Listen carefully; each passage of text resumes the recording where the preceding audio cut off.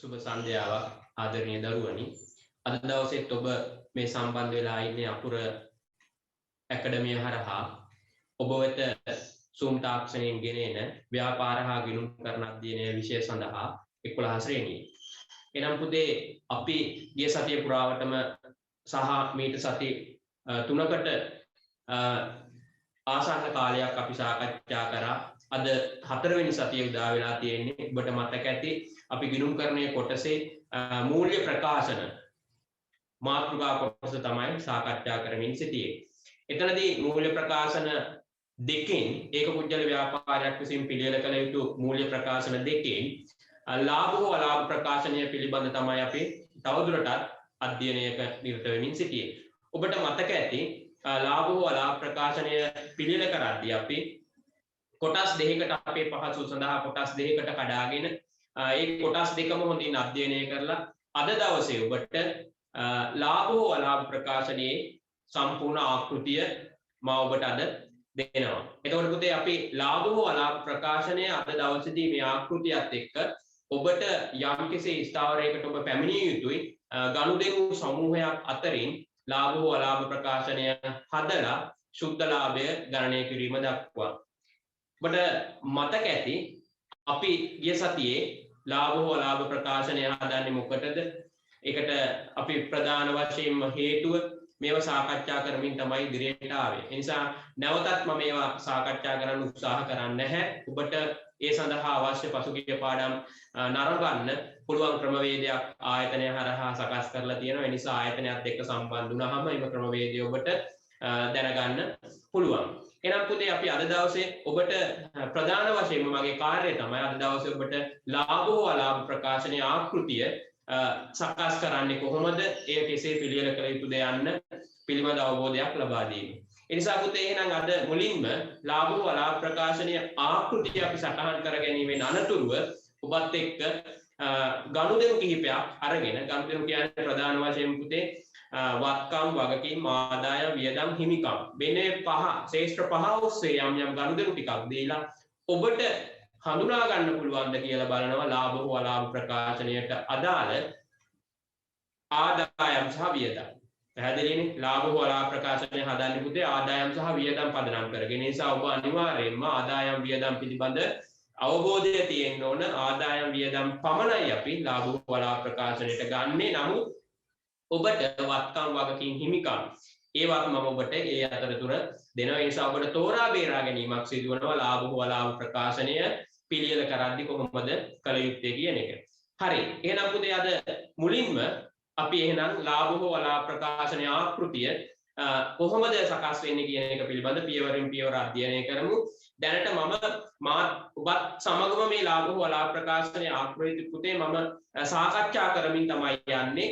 ඒ නිසා මේක ඔයාලා හොඳට මතක තියාගන්න. මේ ආකෘතිය ඔබගේ අතින්ම මේක සටහන් කළ යුතු වෙනවා. අතින් ලියන්න වෙනවා. හේතුව තමයි ෆොටෝකොපි ගහලා අරගෙන තියාගත්තට වැඩක් වෙන්නේ නැහැ. තමන් මේ අතින් ලියන්න ඕන ලාභ හෝ අලාභ ප්‍රකාශනයේ මේ ස්ථාන කොහොමද මේ ස්ථානගත වෙන්නේ, මේකේ ආකෘතිය මොකක්ද කියන එකට අවබෝධයක් ගන්න ඔබ අනිවාර්යයෙන්ම ලාභ හෝ අලාභ ප්‍රකාශනය නැත්නම් ආකෘතිය අද නිර්මාණය කළ යුතු වෙනවා. ඒ නිසා මාත් එක්කම සාකච්ඡා කරමින් ලාභ හෝ අලාභ ප්‍රකාශනයේ ආකෘතිය අපි සකස් කරගමු. හරි. එහෙනම් අපි අද දවසේ මුලින්ම ලාභ හෝ අලාභ ප්‍රකාශනයේ ආකෘතිය සාකච්ඡා කරමු.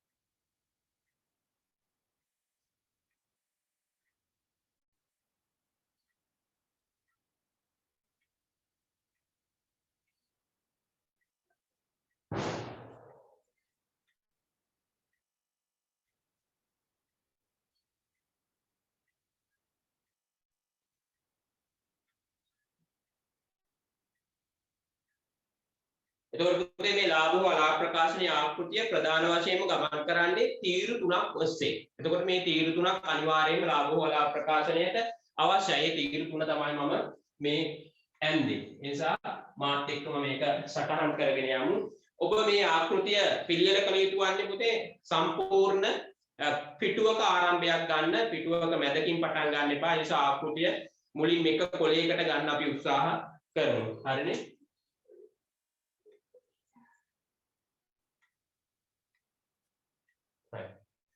එතකොට මුලින්ම අපි මෙතන මුලින්ම මේ ලාභෝ අලාභ ප්‍රකාශනයේ ආකෘතියේ ඒ අදාළ මොන ව්‍යාපාරයේද මොකද්ද ගිණුම් කාලච්ඡේදය කියන එක පිළිබඳ සටහන් කළ යුතු වෙනවා පුතේ. හරිද?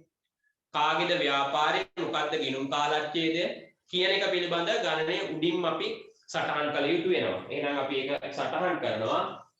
අදාළ පුජ්‍යල ව්‍යාපාරයේ නමට මම තියනවා මෙතන හිස්තන ව්‍යාපාරයේ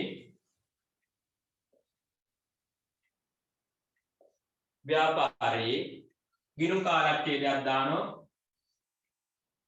වර්ෂයක් නැහැ ආකෘතිය නිසා 12/31 දිනේ මෙතන දිනෙන් කියලා ලියන්න ඕන. දිනෙන් අවසන් වර්ෂය සඳහා අවසන් වර්ෂය සඳහා හරිනේ අවසන් වර්ෂය සඳහා ලාභ හෝ අලාභ ප්‍රකාශනය ලාභ හෝ අලාභ ප්‍රකාශනය හරි මුලින්ම කරගන්න එක කවුරුත් මාත් එක්කම කරමු නැත්නම් මේක ඔයාලා සමහර වෙලාවට මම සාකච්ඡා කරන තැන නෙවෙයි ඔබ ලියන්නේ. එහෙම වුණොත් ඔබට මේක අවබෝධයක් ගන්න බැරි වෙනවා. මම බෝඩ් එකේ මේක සාකච්ඡා කරන එකේ තීරමක් නැති වෙනවා. දැන් ඉස්සර වෙලාවම කවුරුත් ආකෘතිය ගහ ගන්න පේලි මේ තීරු තුනක් පහලට ගන්න. ඒකේ රූල් තුනක් උඩින් ඉඳ තියලා ඒ ගණන දෙන ව්‍යාපාරයේ නමත් එක්ක හිතන්නකෝ ව්‍යාපාරයේ සමන්ගේ කියලා. එහෙනම් සමන්ගේ ව්‍යාපාරය එයාගේ ගිණුම් කාලච්ඡේදය අවසන් වෙන්නේ 2020 12/31 කියලා හිතමු. එහෙනම් අපි කියනවා 2020 12/31 දිනෙන් අවසන් වර්ෂය සඳහා ලාභ ප්‍රකාශනය හදාන්නේ පුතේ දිනෙන් අවසන් වර්ෂය සඳහා. ඒකෝට මෙතන අනිවාර්යයෙන්ම දිනෙන් අවසන් වර්ෂය කියන වචනේ තිබිය යුතුයි. දිනෙන් අවසන් වර්ෂය සඳහා ලාභ හෝ අලාභ ප්‍රකාශනය. පැහැදිලිනේ? හරි. ඒක ලියුවා. ඊළඟට කොට මතක ඇති අපි තියරි කොටස් ඉගෙන ගද්දී ලාභ හෝ අලාභ ප්‍රකාශනය වෙනම වෙළඳ ගිණුම වෙනම ලාභ හෝ අලාභ ප්‍රකාශනය නෙවෙයි පුතේ වෙළඳ ගිණුම වෙනම ඊට පස්සේ දල ලාභය ගණනය කිරීම කොටස වෙනම සුද්ධ ලාභයට අදාළ කොටස දෙවනුවත් හැදුවා. එතකොට අපි වෙන වෙනම මේක කොටස් දෙකකට කඩලා ගිණුම හැදුවට අපි ආරම්භයේදීම මම කිව්වා මේක තනි ගිණුමක්. ඒ නිසා වැරදි විදිහට තේරුම් ගන්න එපා. ලාභ හෝ අලාභ ප්‍රකාශනය කියන්නේ තනි ගිණුමක්. ඒකේ දල ලාභයක් තියෙනවා සුද්ධ ලාභයක් තියෙනවා. එහෙනම් ඔන්න දල ලාභය සෙවීමට අදාළ කොටස අපි මේකේ සටහන් කරගමු. දැන් ඔයාලට මතකයි දල ලාභය හොයන්නේ කොහොමද? නේ? දල ලාභය හොයන්නේ ව්‍යාපාරික විකුණුම් වලින් විකුණුම් පිරිවැය අයින් කරන්න ඕන. එහෙනම් මේ දල ලාභයට අදාළ කොටසේ විකුණුම් ආදායම තියෙන්නත් ඕන, විකුණුම් පිරිවැය හොයා ගන්නත් ඕන. එහෙනම් අපි මොකද්ද කරන්නේ? විකුණුම් වලින් විකුණුම් පිරිවැය අනු කරලා දල ලාභය අපි ගණනය කරනවා. හරි. එහෙනම් මෙන්න ලාභ වලා ප්‍රකාශනයේ මෙතන උඩටම එන්නේ පුතේ. උඩටම එන්නේ විකුණුම් ආදායම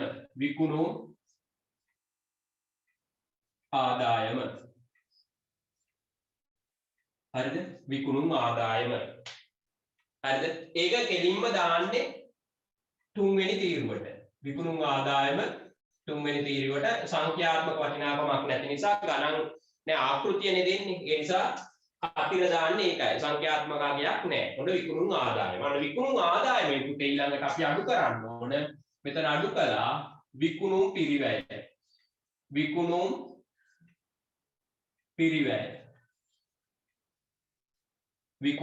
දැන් අන්න විකුණුම් පිරිවැය ගණනය කරන විදිය දැන් ඔයාලා දන්නවා විකුණුම් පිරිවැය ගණනය කරන ආකාරය දන්නවා හරිද විකුණුම් පිරිවැය ගණනය කරද්දී කොහොමද ආරම්භක තොගය නේ ඊට පස්සේ ගැණුම් ඊට පස්සේ ගෙනීමේ කුලි ඊට පස්සේ තීරු ගාස්තු අන්න මේ සමස්තයම මේ ටික එකතු කරාම අපිට එනවා විකිණීමට ඉදිරිපත් කළ භාණ්ඩවල පිරිවැය. හරිද? විකිණීමට ඉදිරිපත් කළ භාණ්ඩවල පිරිවැය. ඔන්න එහෙනම් අපි බලමු මෙතන මුලින්ම පුතේ උඩට මෙන්නේ ආරම්භක තොගය. උඩට මෙන්නේ ආරම්භක තොගය. මෙතන ආරම්භක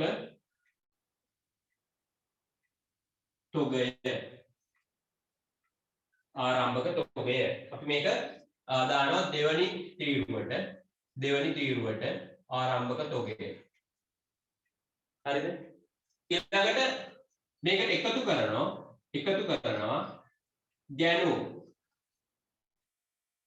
ගැණුම් එකතු කරනවා ඊට පස්සේ ගෙන ඒමේ කුලින්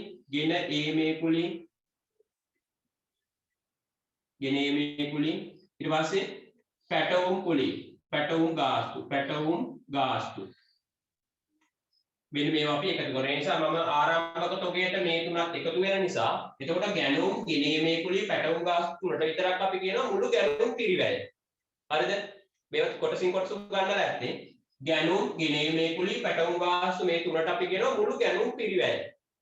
හරිද? හැබැයි ආරම්භක තොගයත් එකතු වුණාට පස්සේ අපි කියනවා විකිණීමට ඉදිරිපත් කර ඇති භාණ්ඩවල පිරිවැය. එහෙනම් ගැණුම් මෙච්චරයි ගෙන ඒමේ කුලින්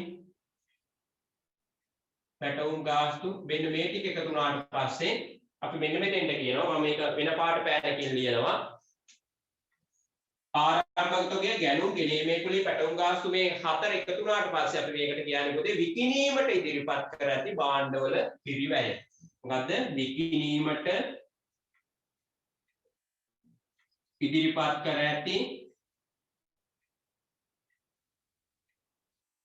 ඇති භාණ්ඩවල පිරිවැය. මේ වචන අත්‍යවශ්‍යයි. හොඳේ මේ වචන අත්‍යවශ්‍ය නිසා තමයි මම සම්පූර්ණයෙන්ම මේවා මේ ලියන්නේ. එහෙනම් මෙන්න මේ ටික එකතු කරාට පස්සේ අන්නේ අගය මෙතෙන්ට අපිට එනවා. හරිද? ඊළඟට මොකද්ද අපි කරන්නේ? අඩු කරන්න ව්‍යාපාරයේ තවදුරටත් විකිණිලා නැති තොගයක් තියෙනවා නම් ව්‍යාපාරයේ තවදුරටත් නොකිණි ඒ කියන්නේ කාලක්‍යයේදී අවසන් වන විට යම්කිසි තොගයක් ඉතුරු වෙලා තියෙනවා නම් අපි ඒක අවසන් තොගය කියලා මෙතනින් විකිණීම ඉදිරිපත් කළ භාණ්ඩවල පිරිවැයෙන් අඩු කරන්න ඕන අවසන් තොගය අඩු කළා අවසන්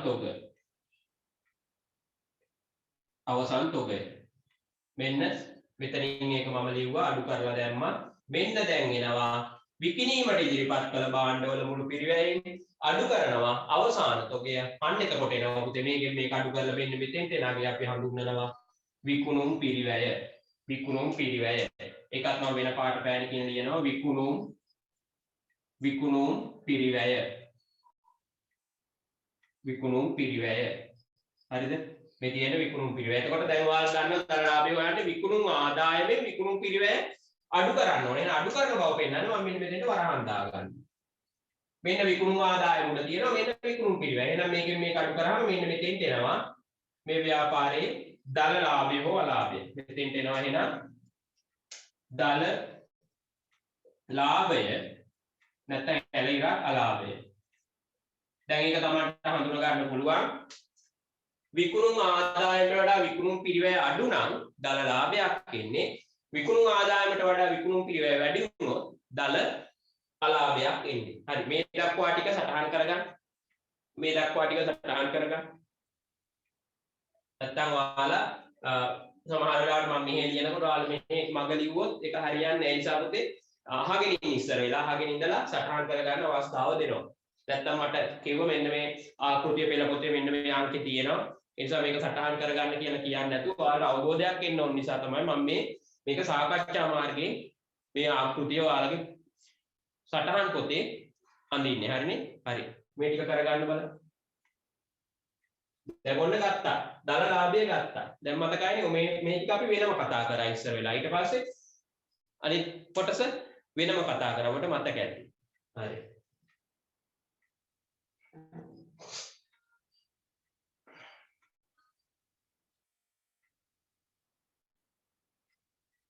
ලියාගත්තොත් පොඩ්ඩක් මැසේජ් එකක් දාන්න. ඉවරයි කියලා නැත්නම් අපිට ඒකට ඊළඟට මම ඊළඟ කොටස පටන් ගන්නවා. දැන් කෙනෙකුට බලා ගන්න බැරි නම් නැවත මම කියන්නම්. chart එකේ උඩින්ම තියෙන විකුණුම් ආදායම තුන්වෙනි පේලියට ඊට පස්සේ විකුණුම් පිරිවැය ගණනය කරපු ආකාරය තමයි මෙන්න මෙතෙන් යනකම් මේ තියෙන්නේ. මෙන්න මේක ගන්න මෙතනින් අපි ආරම්භ කරේ. එහෙනම් විකුණුම් පිරිවැය ගණනය කරද්දී ඔන්න සමානට අවබෝධයක් ලබා ගන්න ඕන කොහොමද ඒක කරේ කියන එක. හරිනේ? ඔන්න අපි දැන් හොයාගත්ත දල ලාභය. දැන් ඔයාලට අපෙන් මේ වටේන පුතේ අනිවාර්යයෙන්ම තමන් ලියන්නම වෙනවා. මෙන්න මෙතන මේ තියෙන්නේ විකිණීමට ඉදිරිපත් කළ භාණ්ඩවල පිරිවැය. මම මේ ඉරි ගහන්නේ ඔයාලට බලා ගන්න පැහැදිලි වෙන්න. ඊට පස්සේ විකුණු පිරිවැය මෙන්න මේ තියෙන විකුණු පිරිවැය. හරිනේ මේ තියෙන දලලාභය හෝ අලාභය වා නිරි ගහන්න යන්න ඕනේ නැහැ. නේ? ඔයාලට පැහැදිලි වුණොත් කියලා මම මේ සටහන් කරේ මේ නිල් පාටේ ලියපු වචන පුතේ මේව අත්‍යවශ්‍යයි. මේ වචන නැතුව මතක තියාගන්න මේ වචන නැතුව මේ වචන නැති වුණොත් මොකද වෙන්නේ? මේ වචන නැති වුණොත් මේ උත්තර හරි ගියාට ලකුණු ලැබෙන්නේ නැහැ ඔයාලට. මොකද්ද කියලා දන්නේ නැහැ. වටිනාකමක් තියෙනවා. ළමයා දන්නේ නැහැ මොකද්ද වටිනාකමට කියන්නේ කියලා. එහෙම වුණොත් ගැටලුවක්. ඒ නිසා අනිවාර්යයෙන්ම මතක තියාගන්න මේ කොටස. හරි. එහෙනම් පුතේ ඊළඟට පතකාරයේ දලලාභය ගණනය කරාට පස්සේ අපි මොකද්ද කරන්නේ? සුද්ධ ලාභය ගණනය කරන්න. තවදුරටත් මෙතෙන්ට ගත්තේ නැති ආදායම් වියදම් සැලකිල්ලට අරගෙන නේ මෙතෙන්ට අරගෙන නැති ආදායම් සහ වියදම් සුද්ධ ලාභය හොයන්න ගන්නවා. දැන් මෙතෙන්ටත් ආදායම් වියදම් ටිකක් අරන් තියෙනවනේ. විකුණුම් ආදායම නේ ආරම්භක තොගය වියදම, ගැණුම් වියදම්, ගෙනීමේ කුලී වියදම්, පැටවුම් ගාස්තු වියදම් නේ මෙතෙන්ටත් ආදායම් වියදම් ටිකක් අරන් තියෙනවා. තවදුරටත් ඉතිරි වෙලා තියෙන ආදායම් වියදම් සැලකිල්ලට අරගෙන මේ අපි සුද්ධ ලාභය ගණනය කරනවා. එහෙනම් මෙන්න ඉස්සර වෙලාම සුද්ධ ලාභයට අපි එකතු කරනවා පුතේ. එකතු කළා වෙනත් ආදායම්. දැන් මේව මම උගන්වලා තියෙන්නේ වෙනත් ආදායම් මම ඔයාලට උගන්වලා තියෙන්නේ. දැන් අර ගිය සතියේ කතා කරපු ඔන්න වෙනත් ආදායම් දෙක තුනක් මම මෙතෙන්ට සටහන් කරගන්නවා. මොනවද වෙනත් ආදායම්? මතක ඇති. මට ඇහුන්නේ නැති උනාට කමන්නේ ඔබ කියන්න බලන්න වෙනත් ආදායම් අපි ලද වට්ටම්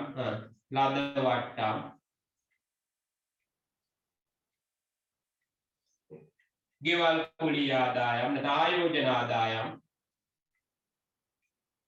ආයෝජන ආදායම්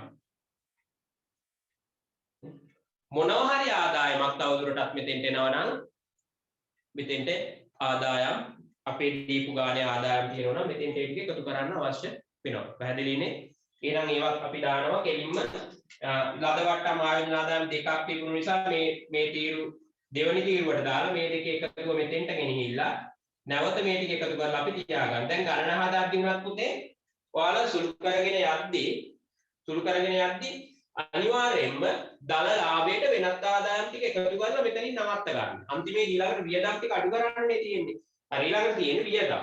එන වියදම්. අඩු කළා වියදම්.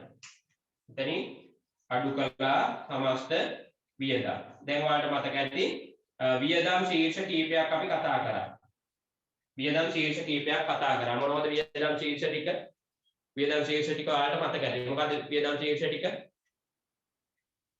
තමන්ම කියා ගන්න. එතකොට හරි විකුණුම් හා බෙදා හැරීමේ වියදම්, පරිපාලන වියදම්, මූල්‍ය වියදම්, වෙනත් වියදම්. පැහැදිලිනේ? විකුණුම් හා බෙදා හැරීමේ වියදම්. ඒ නිසා අපි බෙදා හැරීමේ වියදම් කියලා ගන්නවා. විකුණුම් කියලා කියන්න අවශ්‍ය නැහැ. විකුණුම් හා බෙදා හැරීමේ වියදම් තමයි. නමුත් අපි බෙදා හැරීමේ වියදම් කියලා ලියනවා. ඊට පස්සේ පරිපාලන වියදම් කියලා ලියනවා. ඊට පස්සේ මූල්‍ය වියදම් කියලා ලියනවා. ඊළඟට වෙනත් වියදම් කියලා සටහන් කරනවා. එතකොට මේ ශීර්ෂ හතරේ වියදම් වෙන වෙනම අපි හඳුනා ගැනීම අවශ්‍ය වෙනවා. ඔබට මතක ඇති ගිය සතියේ මම ප්‍රශ්නක් දීලා මේවා හරියට ඔබ හඳුනාගත්තද කියලා නිරීක්ෂණය කරා. හරි. එහෙනම් බලමු වියදම්. ශීර්ෂ ටික මම ලියනවා වෙන්න. ඔයාලට බලා ගන්න පුළුවන් වෙන්න. බෙදා හැරීමේ වියදම්. ඊට පස්සේ පරිපාලන වියදම්.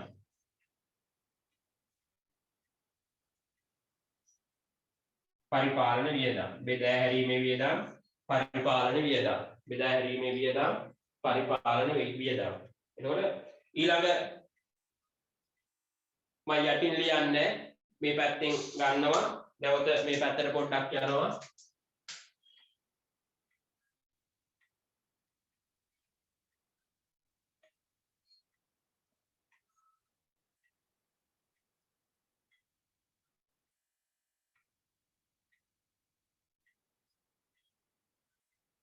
හරි. මෙතනින් මල්ලි පාඩුව මම මේ ගත්තේ. හරිද? බෙදා හැරීමේ වියදම්, පරිපාලන වියදම් මෙන්න මෙතෙන්ට දානවා. මම මූල්‍ය හා වෙනත් දෙකම ගන්නවා. මූල්‍ය හා වෙනත් කියලා ගන්නවා. වෙනම ගන්න දෙකම එකට ගන්නවා. ඔයාලා දැන් මූල්‍ය වියදම් හා වෙනත් වියදම් ගානේ වෙන වෙනම තියෙනවා නම් වෙන වෙනම ගන්න කමන්නේ එහෙම ගැටලුවක් නැහැ. මූල්‍ය වියදම් මූල්‍ය වියදම් මේ මූල්‍ය වියදම් මූල්‍ය වියදම් මේ වෙනත් වියදම්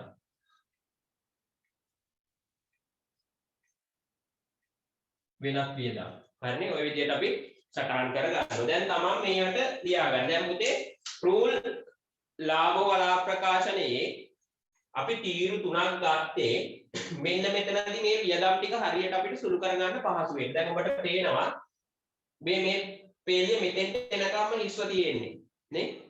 ඒ නිසා කෙනෙක් රූල් දෙකෙන් මේක හදන්න ගියොත් මෙතනදී සුළු කරගන්න ගියාම අපිට වියදම් ටික ගලප ගන්න අමාරු වෙනවා. ඒ නිසා අපිට ආපහු මෙහෙන් දෙකක් ගෙනල්ලා මෙතනින් තුනක් ආපස්සට ගන්න බෑනේ. අපි මුලින් ඉඳලා මේ තීරු තුන අරගෙන එනවා. අපි පහසුවට. හරි.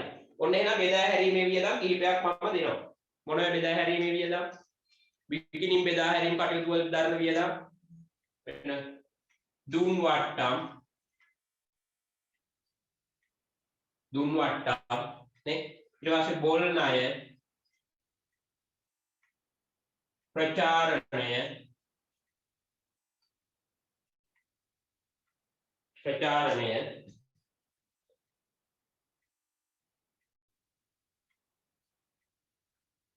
කීපයක් ලියුවා නැති අපි ප්‍රධාන වශයෙන්ම දුන් වට්ටම් බෝල් ණය ප්‍රචාරණය විකුණුම් සේවක වේතන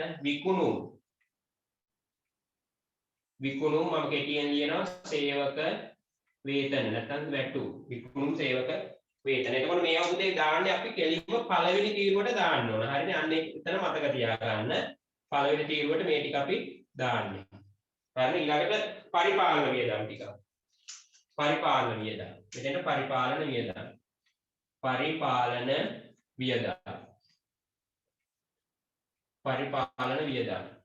මොනවද පරිපාලන වියදම්?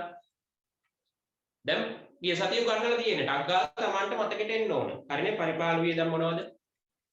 රක්ෂණය නේ රක්ෂණ ගාස්තු විදුලි ගාස්තු ගොඩනැගිලි ෂය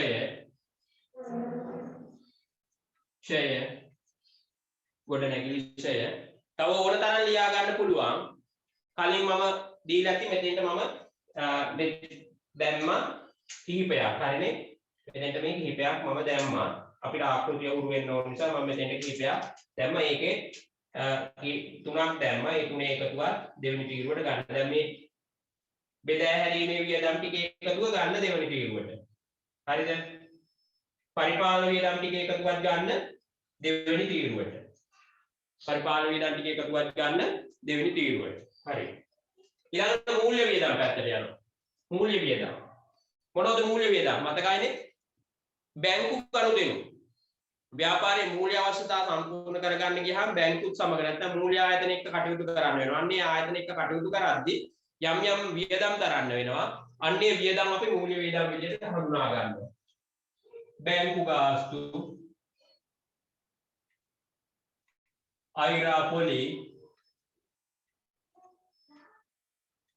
ණය පොලි, බැංකු ණය පොලි මෙන්න මේවා පුතේ මතක තියාගන්න මූල්‍ය වියදම්. මේකත් දාන්න දෙවෙනි තීරුවට දාලා ඒ තුනේ එකතුව පළවෙනි තීරුවට දාලා ඒ තුනේ එකතුව දෙවෙනි තීරුවට ගන්න. හරිද? ඊළඟට වෙනත් වියදම්. තොග කපා හැරීම, ගිනි හානි අන්න ඒවා වගේ අපිට ගන්න පුළුවන්. තොග කපා හැරීම, ගිනි හානි, තොග කපා හැරීම, ගිනි හානි අන්න ඒ වගේ වියදම් ආවොත් ඒවත් අපිට මෙතෙන්ට ගන්න පුළුවන්. ඒක වියදමත් අපි ගන්න දෙවනි තීරුවට. දැන් ඔබට පේනවා ඇති පුතේ හොඳට බලා ගන්න. මෙන්න මෙතෙන්ට දලලාභයට වෙනත් ආදායම් ටික එකතු කරා. දැන් මෙන්න මේ වියදම් මේ සමස්තය මෙන්න මෙතන තියෙන වටිනාකමෙන් මෙන්න මේ වියදම් ශීර්ෂ 4 මෙන්න මේ මම රවුන්ඩ් කරනවා බලා ගන්න. මේ ශීර්ෂයේ මේ මෙන්න මෙතන මේ ශීර්ෂ 4 අඩු වෙන්න ඕන. හරිද? මේ ශීර්ෂ 4 අඩු වෙන්න ඕන. එහෙනම් අපි මොකද්ද කරන්නේ? මේ 4 එකතුව අපි ගන්නවා ඒ හතර එකතුව අපි ගන්නවා මෙන්න මෙතෙන්ට. මේ හතර එකතුව ගන්නවා අපි මෙන්න මෙතෙන්ට. හරිනේ?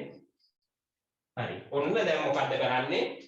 වියදම් ශීර්ෂ හතරේ එකතුව තියෙන්නේ. දෙවෙනි තීරුව ඒක එකතුව අපි තුන්වෙනි තීරුවට ගත්තා. දැන් මෙන්න මෙතන තියෙනවා අපේ මොකද්ද? සමස්ත දලලාභයට වෙනත් ආදායම් එකතු කරලා තියෙන මෙන්න මේ වටිනාකම මෙන්න මෙයාගේ අඩු කරන්න ඕනේ. නිසා මම එතෙන්ට දානවා වරහණ. අඩු වෙන බව පෙන්නන්න වරහණක් දානවා මේ. එහෙනම් ඊළඟට මෙන්න මෙතෙන්ට එනවා පුතේ. මේ වටිනාකමෙන් මෙන්න මේ වටිනාකම අඩු කරාට පස්සේදී අපි මෙන්න මෙතෙන්ට කියනවා සුද්ධ ලාභය. එතන එන්නේ සුද්ධ ලාභය. අපි ඒක හැබැයි කියන්නේ සුද්ධ ලාභය ප්‍රාග්ධන ගිණුමට ගෙන ගියා කියලා. අපි ආකෘතිය එහෙම ලිව්වට මම දැන් ලියන්නම් මෙතෙන්ට සුද්ධ ලාභය අලාභයක් වෙන්නත් පුළුවන් නේ. අලාභය ප්‍රාග්ධන ගිණුමට ගෙන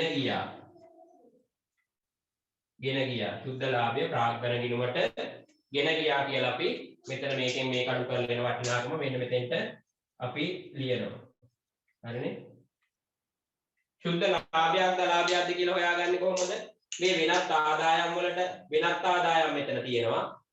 වෙනත් ආදායම් වල එකතු වුණාම දල ලාභයට වෙනත් ආදායම් එකතු වුණාම එන වටිනාකමෙන් සමස්ත වියදම් ටික අඩු කරාම සුද්ධ ලාභය එනවා. එතකොට මෙන්න මෙතන වටිනාකමට වඩා මේක වැඩි වුණොත් අලාභයක්. මෙතන තියෙන වටිනාකමට වඩා මේක අඩු නම් තමයි ලාභයක් එන්නේ. එතකොට හැම වෙලාවෙම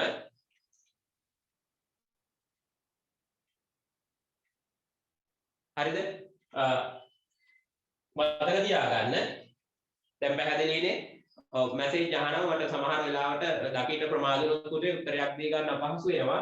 ඒ නිසා උත්තරේ ලැබෙනකන් තමන් අහන්න උත්සාහ කරන දේ යොදන්න. එතකොට උත්තරේ ඔයාලට කොයි වෙලාවක හරි මම දැක්ක ගමන් නැත්නම් chat එකේ මම බලන වෙලාවකදී ඔයාලට වැඩක් දීලා මම එතකොට බලන්නම් මොකද ප්‍රශ්නේ කියලා ඊට පස්සේ උත්තර දෙන්නම්. දැන් පැහැදිලිනේ? හරි. එතකොට හැම වෙලාවෙම සුද්ධ ලාභයක් නම් ප්‍රාග්ධන ගිණුමට පුතේ බැර කරන්න ඕනේ. මෙතන සුද්ධ ලාභයක් ආව නම් ප්‍රාග්ධන ගිණුමට බැර කළ යුතුයි. ඒ නිසා මෙතන ලියන්නේ සුද්ධ ලාභයේ ප්‍රාග්ධන ගිණුමට බැර කළා කියලා ලාභයක් ආවොත්. අලාභයක් ආවොත් ලියන්නේ සුද්ධ ලාභය ප්‍රාග්ධන ගිණුමට හර කළා කියලා මෙතන ලියන්නේ. හරිනේ? හරි. දැනට සුද්ධ ලාභය මෙතෙන් යනකම් මේ ආකෘතිය හදාගන්න. හරි. මෙතෙන් යනකම් ඔය ආකෘතිය හදාගන්න.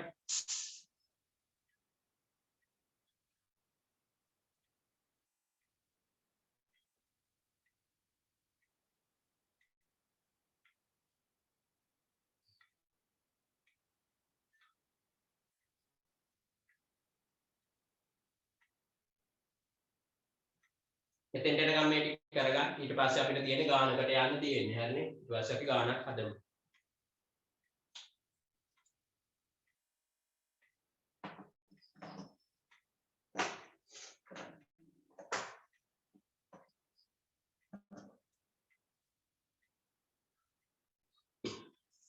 සටහන් කරගත්තට පස්සේ පොඩ්ඩක් පුතේ දැනුවත් කිරීමක් කරන්න මැසේජ් එකක් දාන්න. අපහැදිලි තැනක් තියෙනවා නම් අහන්න බලන්න. ප්‍රශ්න තියෙනවා නම් දැන් අහන්න පුතේ. අර මැසේජ් කරපු අය දැන් මට පොඩ්ඩක් මේ මැසේජ් නැවතත් කරන්න. එතකොට මට උත්තරයක් දෙන්න පුළුවන්. තමන් අහන්න උත්සාහ කරේ එක නැවතත් අහන්න බලන්න.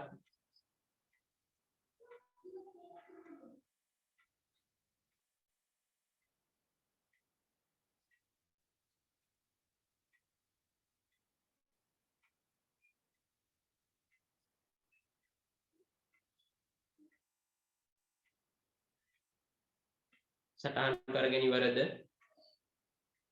දැන් සමහර වෙලාවට ගණන හදද්දී මෙච්චර තොරතුරු වෙන්නේ නැහැ පුතේ. ගණන්නේ දැන් විභාගෙට එන ගානේ ඔයාලට එක පිටුවකින් මේක හදන්න පුළුවන්. දැන් මේක අපි මේ ශීර්ෂ ගොඩක් ගත්තා. දැන් ගොඩක් වෙලාවට විභාගෙට එන ගානේ අපි මේ ගණන් හදනකොට මූල්‍ය හා වෙනස් කියලා මේ දෙකම එකතු කරලා ගන්න. එහෙම ගැටලුවක් නැහැ. හොඳද?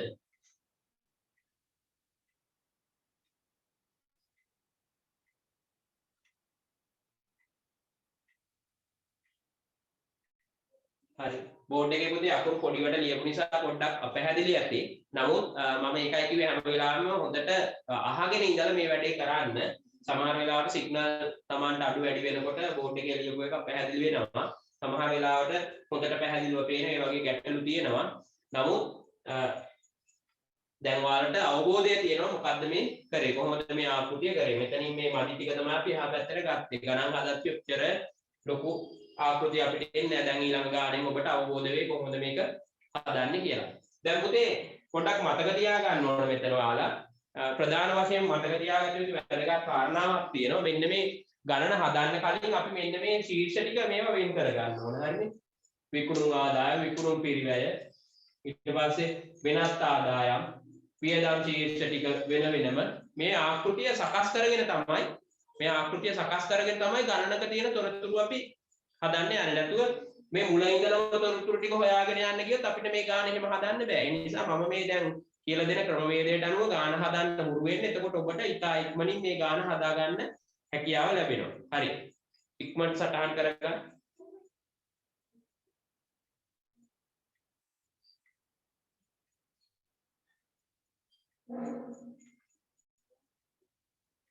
මෙතනින් එහා තියෙන පුතේ මේ මූල්‍ය වියදම්.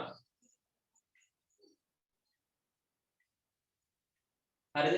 මූල්‍ය වියදම්, බැංකු ගාස්තු, අයිරාපොලි, ණයපොලි, ඊට පස්සේ වෙනත් වියදම්, තොග කපා හැරීම, ගිනි හානි. වෙනත් වියදම් කියන්නේ පුතේ දැන් සමහර වෙලාවට මේ මුගේ සතිය සම්බන්ධ වෙන දරුවෙක් වෙන්නේ නැති වෙනත් වියදමක් කියන්නේ පුතේ අපිට පැහැදිලිව හඳුනා ගන්න බැරි නම් ඒ වියදම බෙදා හැරීමේ වියදම් වලට දාන්නත් බැරි නම් පරිපාලන වියදම් වලට දාන්න බැරි නම් ඒක මූල්‍ය වියදමකුත් නොවේ නම් අපි මේක හොඳට නිර්වචනය කරා කොහොමද හඳුනාගන්නේ කියලා. මේ ශීර්ෂ තුනටම ඇතුළත් නොවන එකක් අපි හඳුනාගන්නේ වෙනත් වියදම් යටතට. මේ බලන්න වෙනත් වියදම් තොග කපා හැරීම. ඒ කියන්නේ තොගයක් කපලා හරිනවා. ඒක වටිනාකම. එතකොට ඒක මූල්‍යයක් නෙවෙයි, බෙදා හැරීමකුත් නෙවෙයි, පරිපාලනයක් නෙවෙයි. ඒක වෙනත් වියදමක්. ඒ වගේ ගින්නෙන් හානි වෙනවා. තොගයක්. ඊට පස්සේ ඒක බෙදා හැරීමෙත් නෙවෙයි, පරිපාලනයක් නෙවෙයි, මූල්‍යයක් නෙවෙයි, අන්න වෙනත් වියදමක් ඒක. එතකොට මේ ශීර්ෂ තුනට මේක යන්නේ නැහැ. ඊට පස්සේ මුදල් වංචාලාභයක්. කවුරු හරි සල්ලි අරගෙන ගියා. වෙනද සේවකෙක්, ව්‍යාපාරේ වැඩ කරු සේවකෙක් ව්‍යාපාරේ මුදල් සොරකම් කරා. අන්නේ ආලාභය ඒක අපි බෙදා හැරීමේ වියදමකුත් නෙවෙයි. හරිද? ඊට පස්සේ පරිපාලන වියදමකුත් නෙවෙයි, මූල්‍ය වියදමකුත් නෙවෙයි. ආන්න ඒක අපි හඳුන්වනවා වෙනත් වියදම් කියලා. හරි. ඒ වගේ ප්‍රශ්න තියෙන අය අහන්න ඒ ගැටලු වලට මම ඔබට පිළිතුරු සපයන්න. ගැටලු තියාගෙන ඉස්සරහට යන්නත් බෑනේ. ඒ නිසා අනිවාර්ය ප්‍රශ්න තියෙනවා නම් සාකච්ඡා කරගෙන ඒවා අපි ඉස්සරහට යන්න ඕන. හරි. ලියාගෙන ඉවරද?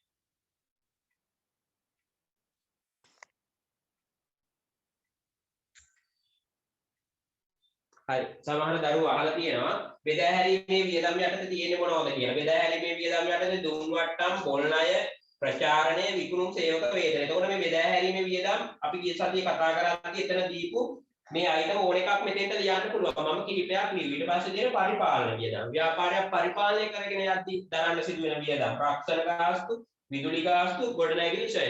මේ තුන විතරක් නෙවෙයි තියෙන. තව ඕන තරම් තියෙනවා. අපි ගණනේදී ගණන් හදාද්දී තියරි කොටස සාකච්ඡා කරද්දී ගොඩක් දේවල් ඉගෙන ගන්න. ඒ නිසා හරියට මේ ශීර්ෂ හොඳට මතක තියාගන්න ඕන. විභාගයට යන ගාන පුතේ ඉතාම ලේසි. මෙන්න මේ ශීර්ෂ වලට එන ඒවා හැබැයි හරියට තෝරා බේරාගෙන අදාළ ශීර්ෂයට දැම්මේ නැතොත් ඔයාලගේ ලකුණු ලැබෙන්නේ මේ තැන් වලට දෙන.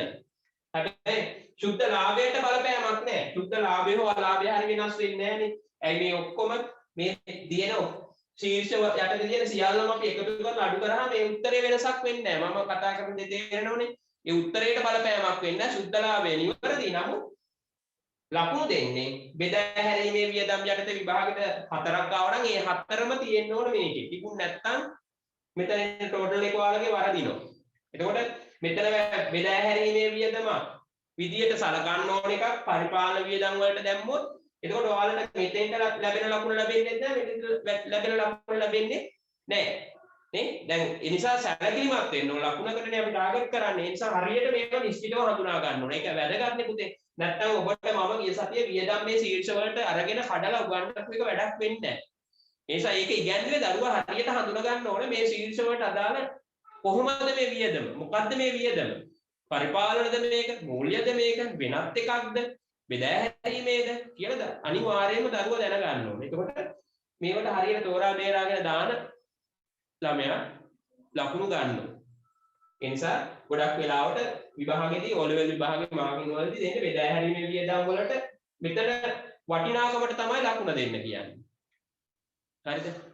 ඊට පස්සේ ගැලපුම් සටහන් වලදී මම කියලා දෙන්නම්. ගැලපුම් සටහන් කරනකොට ලකුණු දෙන විදිය කියලා දෙනවා. මම මේ ගානට ලකුණු දෙන විදිය පුතේ මූල්‍ය තත්ත්ව ප්‍රකාශනයේ කරලා ගණනක් හදලා ඊට පස්සේ විභාග ගණනක් දෙකක් සාකච්ඡා කරනකොට ඔබට ලකුණු ගන්න පුළුවන් ක්‍රමය සහ ලකුණු දෙන ආකාරය මම පැහැදිලි කරනවා. දැන් මේක සටහන් කරගෙන ඉවරයිද? මම විශ්වාස කරනවා දැන් සටහන් කරගන්න ඇති කියලා. තවදුරටත් සටහන් කරගන්නවද? ලියලා ඉවරයිද බලන්න.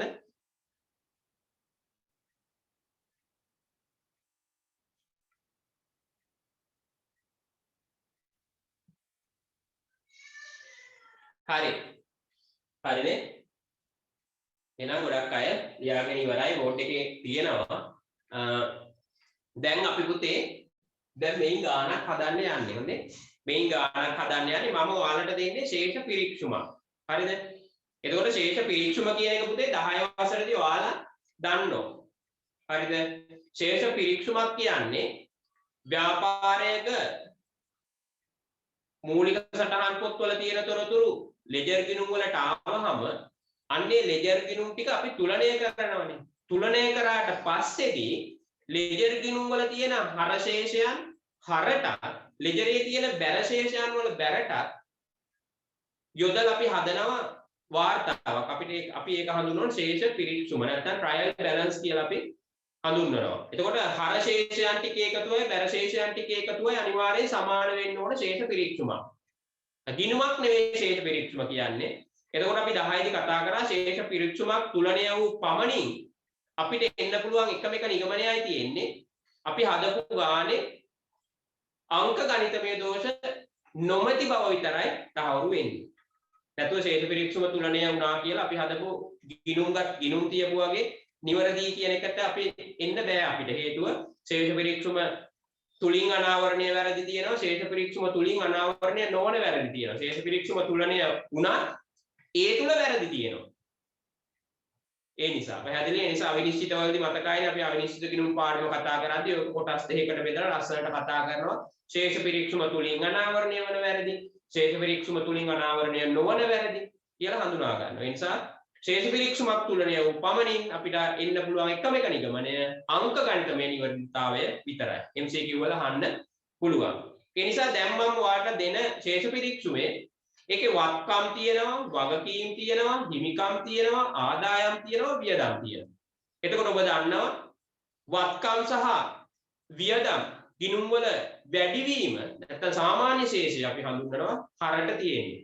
එහෙනම් අපි දෙන ශේෂ පිරික්සුමේ හර පැත්තේ තියෙන සෑම ගනුදෙනුවක්ම එක්ක වත්කමක් එක්ක වියදමක්.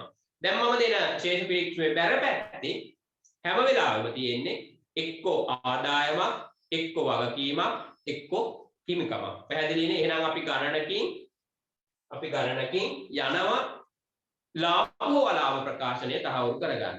ඒ වගේම තමයි පුතේ ඔබට මම සපයලා තියෙන ටියුට් එකක් 10 අකුර ඇකඩමිය හරහා ඔබ ලියාපදිංචි වෙලා ඒ ගෲප් එක තුල ඉන්නවා නම් ඒ ගෲප් එකට මම දාලා ඇති මේ මූල්‍ය ප්‍රකාශන 4 වෙනි පාඩමට අදාළ ටියුට් එකක්. ඒ ටියුට් එක ලබන සතියේ ඔබ අනිවාර්යයෙන්ම print කරලා ළඟ තියා ගන්න. මම මේකේ තියෙන ගණන් දෙක සාකච්ඡා කරනවා මූල්‍ය තත්ත්ව ප්‍රකාශනයේ සාකච්ඡා කරලා ඉවරුණාට පස්සේ. ඒ නිසා අනිවාර්යයෙන්ම ඔබ ඒ ටියුට් එක ළඟ තියා ගන්න.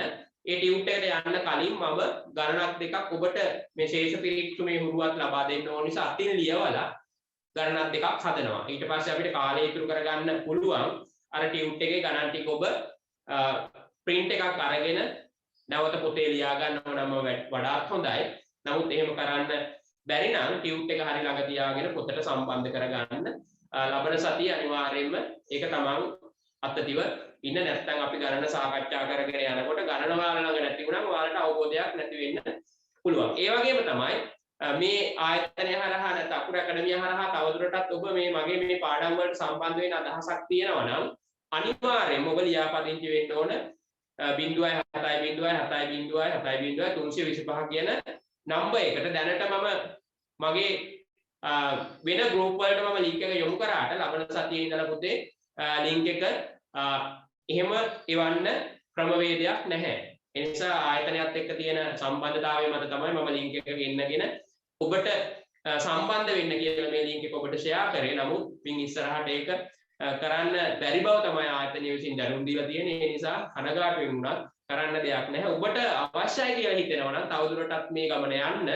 ඒ නිසා අනිවාර්යයෙන්ම ඔබ මෙන්න මේ නම්බර් එකට 0.7.7.325 කියන මෙන්න මේ නම්බර් එකට තමන්ගේ නමයි පන්තියයි WhatsApp අංකය යොමු කරලා ඒ ගෲප් එකට ජොයින් වෙන්න. එතකොට ඔබට මේ පාඩම් වලට සම්බන්ධ වෙන්න පුළුවන්. ඒ නිසා ඒකත් නැවත මතක් කරනවා. ඒ නිසා ලබන සතියේ ගෲප් මගේ අනිකුත් ගෲප් වලට මම ලින්ක් එක මුදා හරින්නේ නැහැ. ඔබ මේ නම්බරේට ආයතනය හරහා පැවැත්වෙන කණ්ඩායමට ඇතුළත් වෙන තවදුරටත් ඔබට මේ පාඩමේ රැඳී සිටිය යුතුයි කියලා Tamanට හැඟෙන්න පුළුවන් නේ. සමහර දරුවන්ට එනවා මේ ගමන මෙහෙම ගියොත් මට මේ වැඩේ වලදා ගන්න පුළුවන් කියලා හැඟෙනවා නම් විතරක් සම්බන්ධ වෙන්න.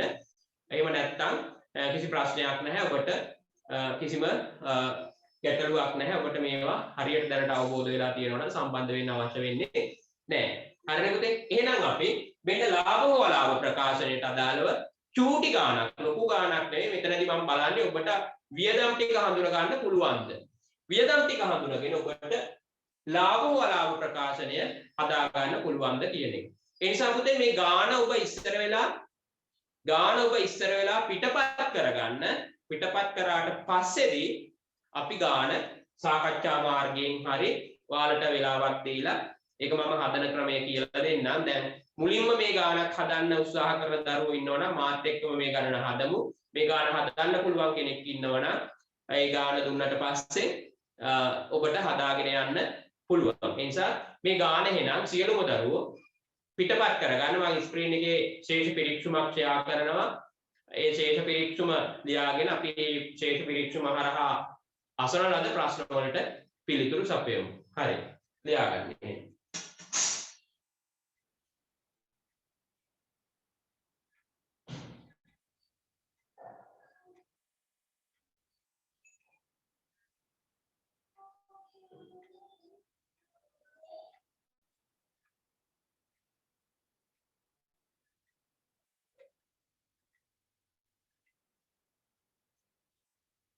හරි. ඔබ පුතේ මේ ගාණ ඉක්මනට සටහන් කරගන්න ශේෂ පිරික්සුමක් තියෙන්නේ.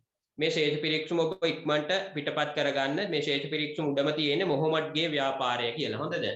මොහොමඩ්ගේ ව්‍යාපාරය 2015 12:31 දිනට ශේෂ පිරික්සුම.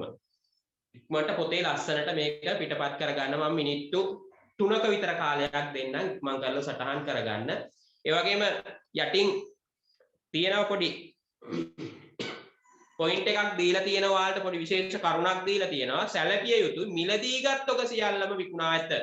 එතකොට ඔබට තේරෙනවා ඇති මිලදීගත් ඔක සියල්ලම විකුණලා තියෙනවා කිව්වහම ඔබට තේරුම් ඇති මොකක්ද මේ කියන්නේ. එහෙනම් මේ ව්‍යාපාරේ 2015 12:31 වනකොට අවසන් වෙනවා. අන්නේ අවසන් වන දිනට ව්‍යාපාරයේ කිසිම තොගයක් ඉතුරු වෙලා නැහැ. සමස්තයම විකිණිලා. කියන අදහස තමයි එතන තියෙන්නේ. එහෙනම් අවසන් තොගයක් මේ ව්‍යාපාරේ නැහැ. හරි. ඉක්මනට ගණන පිටපත් කරගෙන මට මැසේජ් එකක් තියන්න ඉක්මනට. එතකොට මට ඊළඟ මේකෙන් ප්‍රශ්න ටික කරන්න ඕන මොකක්ද කියන එක පිළිබඳව ඔයාලට අවබෝධයක් ඊළඟ ප්‍රශ්න ටික මට යොමු කරන්න පුළුවන්. හරි ඉක්මනට ලියා ගන්න.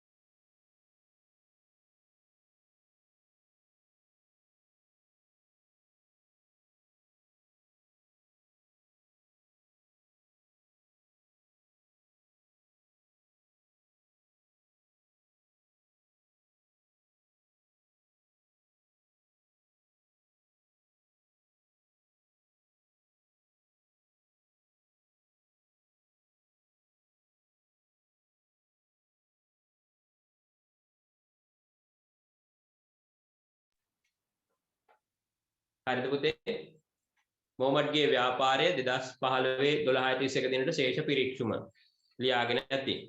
මුදල් ශේෂය 6000යි වත්කමක්, බැංකු ශේෂය 3000යි වත්කමක්, සුළු මුදල් ශේෂය 100යි වත්කමක්, ගොඩනැගිලි 20000යි වත්කමක්, තොගය 4000යි වියදමක් ආරම්භක තොගය, ගැනුම් 30000යි වියදමක්, බැංකු ණය 15000යි වගකීමක්, විකුණුම් 55000යි ආදායමක්, ණය ගැතියෝ 12000යි වත්කමක්, ණය හිමියෝ 20000යි වගකීමක්, දුන් වට්ටම් 2000යි වියදමක්, ලද වට්ටම් 4000යි ආදායමක්, වැටුප් වේතන වියදමක් 5500යි, ලීබඩු 15000යි වත්කමක්, ප්‍රවාහන ගාස්තු 1200යි වියදමක්, විදුලිය 800යි වියදමක්, විවිධ ආදායම් 1500යි ආදායමක්, ලිපි ද්‍රව්‍ය 500යි වියදමක්, බැංකු ගාස්තු 900යි වියදමක්, ගොඩනැගිලි අලුත් වැඩියාව 2000 වියදමක්, මෝටර් රථය වත්කමක් 25000යි, ප්‍රාග්ධනය අයිතිකරුගේ හිමිකම අපි ඒක හඳුන්වනවා බැර 35000යි, ප්‍රචාරණ වියදමක් 1000යි, බැංකු ණය පොලිය වියදමක් 500යි. ওই විදිහට සියලුම ආදායම් සහ සියලුම වත්කම් සහ වියදම් හර වෙලා තියෙනවා. ඒ වගේම තමයි බැර තීරුවේ තියෙන්නේ ආදායමයි හිමිකමයි වගකීමයි. ඒ නිසා ඔබට හඳුනා ගන්න වෙනවා මෙතනින් ලාභ හෝ ලාභ ප්‍රකාශනය හදද්දී අවශ්‍ය වෙන ආදායම් මොනවද වියදම් මොනවද? ලියාගෙන ඉවරද පුතේ?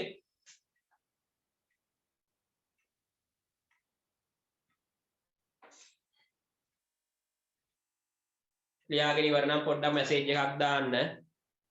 මේකේ කරන්න ඕන වැඩ ටිකක් තියෙනවා. එකපාරටම අපි මේක ලාභ හෝ ලාභ ප්‍රකාශනය හදන්නේ පියවරෙන් පියවර නැවත පියවරෙන් පියවර අපි පොඩි විස්තර ටිකක් හොයාගෙන ඒ අසුරින් මේ ගාන හදන්න අපි උත්සාහ කරන්නේ.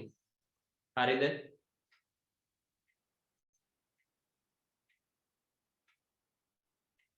ඔව් හරි.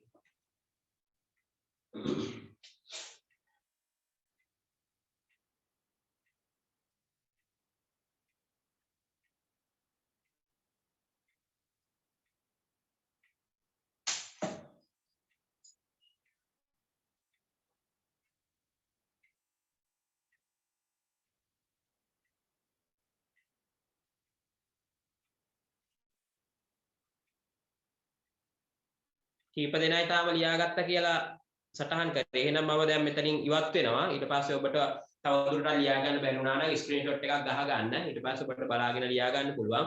ඒ නිසා මෙන්න මේ වැඩ ටික කරන්න ඕන. හරියට බලා ගන්න නැවතත් මේ වටිනාකම් ටික හරියටම තියෙනවද කියලා නැත්නම් පුතේ ඔයාලගේ ගණන මම සාකච්ඡා කරන ගානත් එක්ක වරදිනවනේ. බලන්න. නැවත බලන්න මුදල් ශේෂය 6000යි, බැංකු ශේෂය 3000යි, සුළු මුදල් 100යි, ගොඩනැගිලි 20000යි, ගැනුම් 4000යි, ආරම්භක තොගය ගොඩනැගිලි 20000යි, ආරම්භක තොගය 4000යි, ගැනුම් 30000යි, බැංකු ණය 15000යි, විකුණුම් 55000යි, ණය ගැතියෝ 12000යි, ණය හිමියෝ 20000යි, දුන් වට්ටම් 2000යි, ලද වට්ටම් 4000යි, වැටුප් වේතන 5500යි, ලීබඩු 15000යි, රක්ෂණය 1200යි, ප්‍රවාහන ගාස්තු 800යි, විදුලිය 1000යි, විවිධ ආදායම් 1500යි, ලිපි ද්‍රව්‍ය 500යි, බැංකු ගාස්තු 900යි, ගොඩනැගිලි අලුත් වැඩියාව 2000යි, මෝටර රථ 25000යි, ප්‍රාග්ධනය 35000යි, ප්‍රචාරණ වියදම් 1000යි, බැංකු ණය පොලිය 500යි. ශේෂ පිරික්සම තුලණය වෙලා තියෙනවා 130500ට. හරත් 130500යි, බැරත් 130500යි. එතකොට ශේෂ පිරික්සමක් තුලණය වුණාම අපිට එන්න පුළුවන් එකම නිගමනය තමයි අපි හදපු ගානේ අංක ගණිතමය දෝෂ නොමැති බව විතරයි. ඒ නිසා වැරදි නෑ කියලා උපකල්පනයකට එන්න බෑ. ඒකත් මතක තියාගන්න. ශේෂ පිරික්සම යටින් තියෙනවා සැලකිය යුතුයි මිලදීගත් තොග සියල්ලම විකිණී ඇත. එහෙනම් Tamanට මේක කියනකොටම තේරෙන්න ඕනේ මේ කියන්නේ මේ ව්‍යාපාරයේ අවසාන තොගයක් නෑ කියන එක. හරි. මෙන්න මේ වැඩ ටික කරන්න. මේ ප්‍රශ්න ටික සටහන් කරගන්න.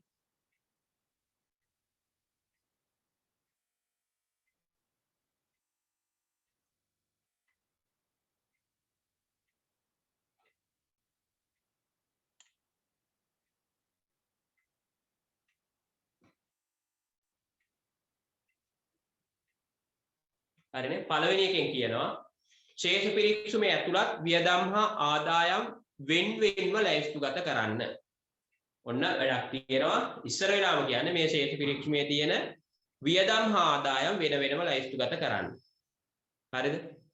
ඊළඟට විකුණුම් පිරිවැය ගණනය කරන්න.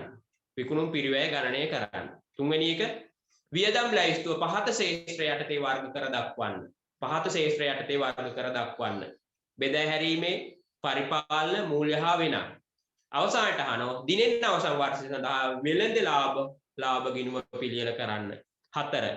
පස්වෙනි එක ශුද්ධ ලාභය හෝ අලාභය ප්‍රාග්ධන ගිණුමට මාරු කිරීම පිළිබඳ ජර්නල් සටහන ලියන්න. වෙන මේක ගොඩක් අය දන්නේ නැතුව ඇති. දැන් මේ පාඩම් ටිකට මුලටම සම්බන්ධ වෙච්ච අය කොහොමද දන්නේ? නමුත් මීට මේ පාඩම් පහු කරලා දැන් තවත් ඉදිරියට ගියපු අය වුණත් මම හිතන්නේ මේ ප්‍රශ්නෙට පිළිතුරු දන්නවා ඇති කියලා. එහෙම දන්නවා නම් ඔබ ගොඩාක් හොඳයි. ඇත්තටම ඔබට හොඳ දැනුමක් තියෙනවා කියලා ඔබ කල්පනයකට එන්න පුළුවන් මේ වගේ දේවල් වලට ඔබ ළඟ උත්තරයක් තියෙනවා නම්. ඒ නිසා මේ ප්‍රශ්න පහ අවශ්‍ය වන්නේ කියලා ශේෂ පිරික්සුමේ ඇතුළත් වියදම් මේ ටික ඒ ප්‍රශ්න පහ ලියාගන්න. ලියාගෙන Tamanට මේ දක්වා කරන්න පුළුවන් ප්‍රශ්නාංක 3 දක්වා කරන්න පුළුවන්. ප්‍රශ්නාංක 3 දක්වා කරන්න පුළුවන්. ඒ වගේම තමයි ප්‍රශ්නාංක 4ටත් අපි ප්‍රවේශයක් ගන්න. ඔබ ප්‍රශ්නාංක 3ට උත්තර ලියන්න බලන්න. 4 වෙනි ප්‍රශ්නේ මාත් එක්කම සාකච්ඡා කරමින් ලියමු එතකොට. හරි. ලියන්න බලන්න. ප්‍රශ්න ටික ඉස්සරලා ලියා ගන්න පුතේ. ප්‍රශ්න ටික ඉස්සරලා ලියා ගන්න.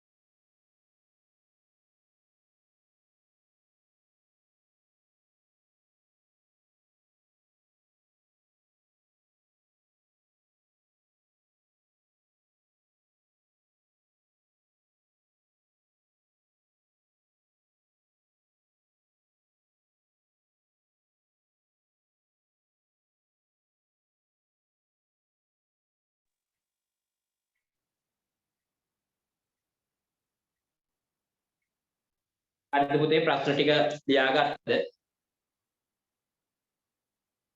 දැන් ඔයාලා පියවරෙන් පියවර ශේෂ පරීක්ෂම ඇතුළත් වියදම් හා ආදායම් වෙන්වෙන්ව ලයිස්තුගත කරන්න. ඒක පුළුවන් නේ. ඒක පුළුවන් වෙන්න ඕනේ. දැන් ඔයාලා මේ ගණනට මෙන්න මේ දැනුම තියෙන්න ඕන හතරවෙනි කොටස හදන්න. දැන් පස්වෙනි කොටස බැරි වුණාට කමක් නැහැ. ඒක මම කියලා දෙනවා. හතරවෙනි කොටස 1 2 3 4 මේ කොටස් හතරෙන් නුත් තුන්වෙනි එක දක්වා අනිවාර්යයෙන්ම ප්‍රශ්න ටිකට උත්තර ලියලා තියෙන්න අවශ්‍ය වෙනවා. හරි. බලමු දැන් ලියාගන්න. ලියාගෙන ඉවරයි. ඊට පස්සේ අපි බලමු එහෙනම් කොහොමද ප්‍රශ්න ටික උත්තර ලියන්නේ කියලා. මම පොඩි වෙලාවක් දෙනවා ඔයාලට. හොඳද? ශේෂ පරීක්ෂමයේ ඇතුළත් යදම් හා ආදායම් වෙන්වෙන්ව ලයිස්තුගත කරන්න.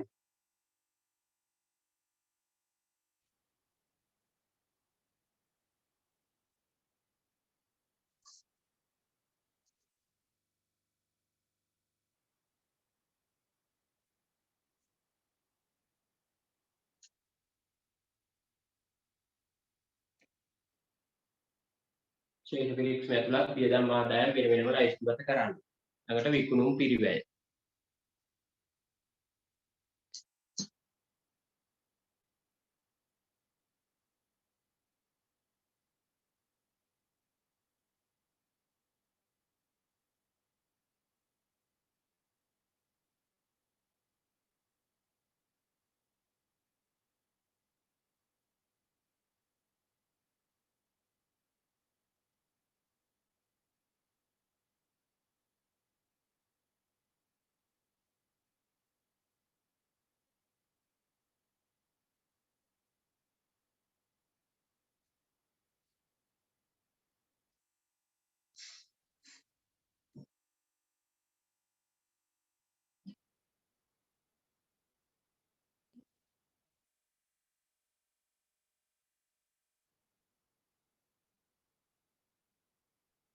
හරි. ප්‍රශ්න ටික ලියා ගන්න නැති. බලන්න පුතේ දැන් ඔයාලට පුළුවන්ද මේකේ තියෙන ආදායම් ටික වෙනමත් වියදම් ටික වෙනමත් හඳුනා ගන්න පුළුවන්ද කියලා බලන්න.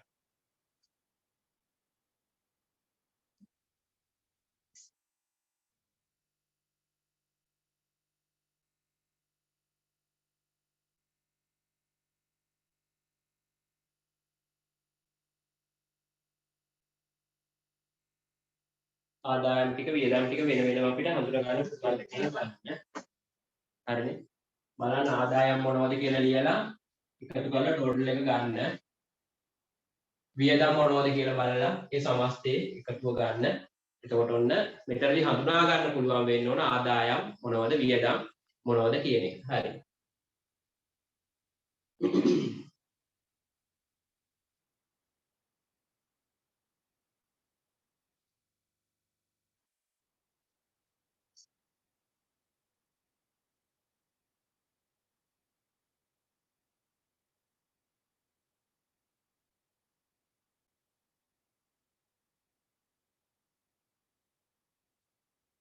පළවෙනි එක දෙවෙනි එක තුන්වෙනි එක මේ කොටස් තුනට පිළිතුරු සැපියුවට පස්සේ මට මැසේජ් එකක් දාන්න ඕකේ කියලා.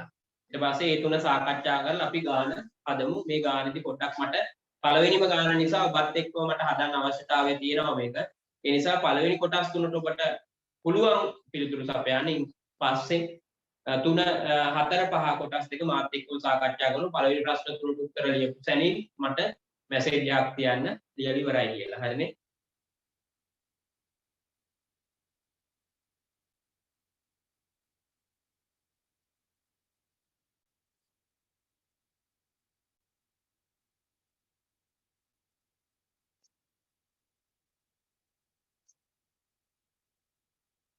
ඔව් තුන්වෙනි ප්‍රශ්න ලියා ගන්න බැරි වුණාද?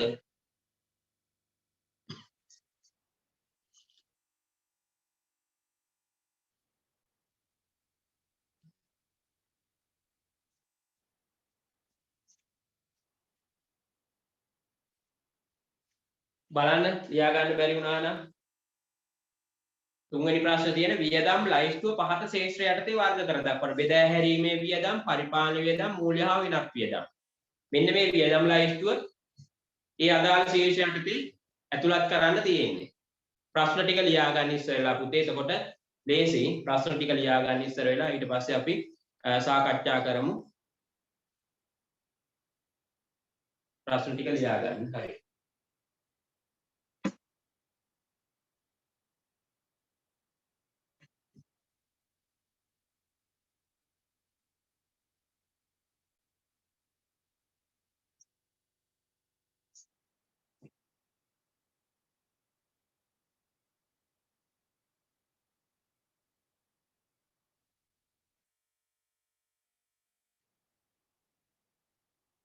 හරි.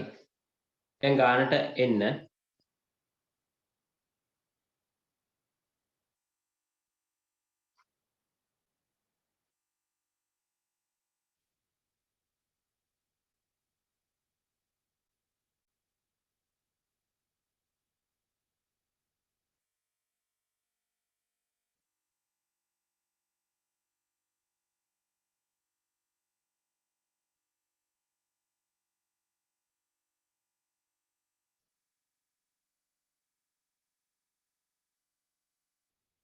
හරි.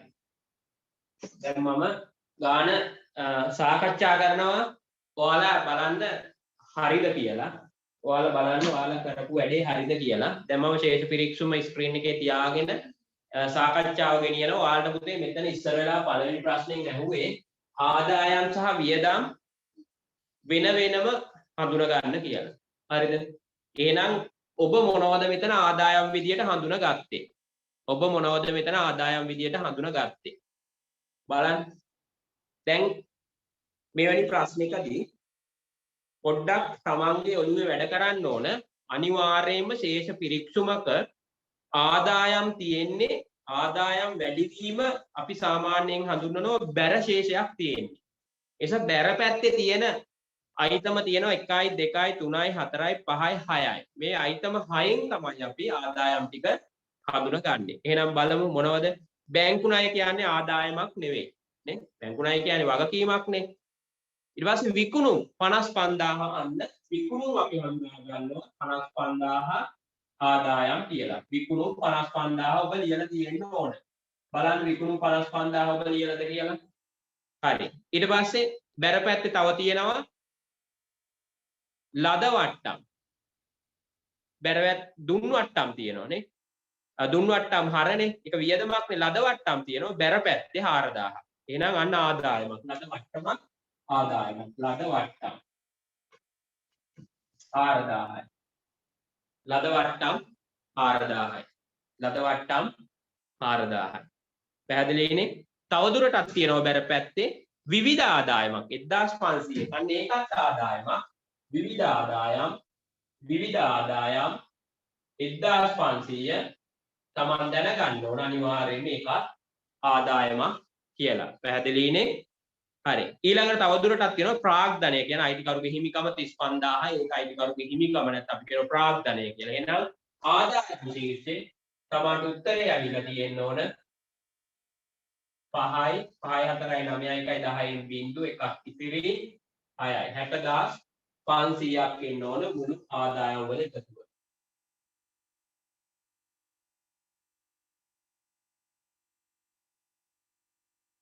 හරිද? මුළු ආදායම් වල එකතුව ඇවිල්ලා තියෙන්න ඕන පුතේ 60500ක්. හරිනේ? හරි. ඊළඟට මොකද දැන් වියදම්. දැන් මෙතන වියදම් ටික. වියදම් ටික ශීර්ෂ කරගන්න. දැන් වියදම් තියෙන්නේ එහෙනම් අනිවාර්යයෙන්ම ශේෂ පිරික්සුමේ හර පැත්තේ තමයි වියදම් ටික තියෙන්නේ. පැහැදිලිද? ශේෂ පිරික්සුමේ හර පැත්තේ වියදම් ටික තියෙන නිසා තමන් මෙතනින් හඳුනා ගන්න ඕන වියදම් ටික. මුදල් ශේෂය 6000ක් තියෙනවා. බැංකු ශේෂය 3000ක් තියෙනවා. සුළු මුදල් ශේෂය මේ විදිහට හර පැත්තේ තියෙන්නේ දැන් වත්කම් සහ වියදම් ටික. එහෙනම් වත්කම් ටික හැරෙන්න අනිකුත් සියලුම දෑ මෙතන අපි වියදම් විදියට හඳුනා ගන්නවා. හරි බලමු අපි එහෙනම් පුතේ. මුදල් ශේෂය ඒක වත්කමක්. ඒක ගන්න නැහැ. බැංකු ශේෂය වත්කමක්. ඒක අපි ගන්නෙ නැහැ. සුළු මුදල් ශේෂය වත්කමක්. ඒක අපි ගන්නෙ නැහැ. මම කලිනුත් මේක මේ විදියටම කිව්වා. ඔයාලට මෙතන අහගෙන ඉඳියනම් මෙතනින් උත්තරේ ගන්න නැති. ඊට පස්සේ ගොඩ නැගිලි 20000යි වත්කමක්. ඒක අපි ගන්නෙ නැහැ. තොගය අන්න පුතේ 4000. තොගය කියන්නේ වියදමක් විදියට අපි සලකනවා. තොගය තොගය 4000යි වියදමක් විදියට අපි සලකනවා තොගය. පැහැදිලිනේ? පැහැදිලිනේ? ඔව්. පුතාලට මේ දැන් මම මේ සාකච්ඡාව ගෙනියනවා හදන එක පිළිුම් නැතුනට කමන්නේ. දැන් ගානේ ස්ක්‍රීන් එකේ තියාගෙන මම මේ සාකච්ඡා කරන ඔබගේ පහසුවට දැන් ඔබත් මේ තමන් හදපු එක බලන්න හරිද කියලා. තොගය වියදමක්. හොඳද? හදපු එක බලන්න පුළුවන්. තොගය 4000යි. දැන් තමන් මේ උත්තරේ තියෙනවද කියලා පොඩි හරි දාගෙන යන්න. හරිනේ? හරි ඊළඟට ගැණුම් කියන්නේත් වියදමක් පුතේ. 30000. ගැණුම් කියන්නේ වියදමක්. ගැණුම් වියදමක්. ගැණුම් වියදමක් 30000. පැහැදිලිනේ? ගැණුම් වියදමක් 30000. ඒ වගේම අනිත් තියෙනවා ණය ගැතිය වත්කමක් ඒක ගන්නෑ. දුන් වට්ටම් අන්න වියදමක් 2000යි. දුන් වට්ටම් 2000යි. දුන් වට්ටම් 2000යි. දුන් වට්ටම් 2000යි. පැහැදිලිනේ? දුන් වට්ටම 2000. ඊළඟට නැවත තියෙනවා වැටුප් හා වේතන 5500යි. වැටුප් වේතන 5500යි. 5500යි. වැටුප් වේතන 5500යි. ඊට පස්සේ ලී බඩු වත්කමක් ඒක ගන්න නැහැ. හැබැයි රක්ෂණය තියෙනවා 1200යි. එකක් වියදම. රක්ෂණ ගාස්තු රක්ෂණය 1200 එකක් වියදමක්. රක්ෂණ ගාස්තු 1200 එකක් වියදමක් විදියට අපි සලකනවා. ඊළඟට ප්‍රවාහන ගාස්තු 800යි. ප්‍රවාහන ගාස්තු 800යි. ප්‍රවාහන ගාස්තු තියෙනවා 800ක්. ඒකත් වියදමක්. ප්‍රවාහන ගාස්තු 800යි. හරිනේ? ප්‍රවාහන ගාස්තුත් කියන්නේ එතකොට අපි දැනගන්න ඕන වියදමක්. විදුලියක් කියනවා. විදුලිය කියන්නේ වියදමක් 1000යි. විදුලිය 1000යි. විදුලිය කියන්නේ වියදමක් ඒකත් 1000යි. ඊළඟට විවිධ ආදායම්නේ අපි ගත්තනේ ඒක. ඊට පස්සේ බැංකු ගාස්තු කියන්නේ වියදමක්. බැංකු ගාස්තු. බැංකු ගාස්තු වියදමක් 500යි. බැංකු ගාස්තු වියදමක් 500යි. ඊට පස්සේ ගොඩනැගිලි අලුත් වැඩියාව 2000 ඒත් වියදමක්. ගොඩනැගිලි අලුත් වැඩියාව. ගොඩනැගිලි අලුත් වැඩියාව 2000 එකක් වියදමයි. වියදමක්.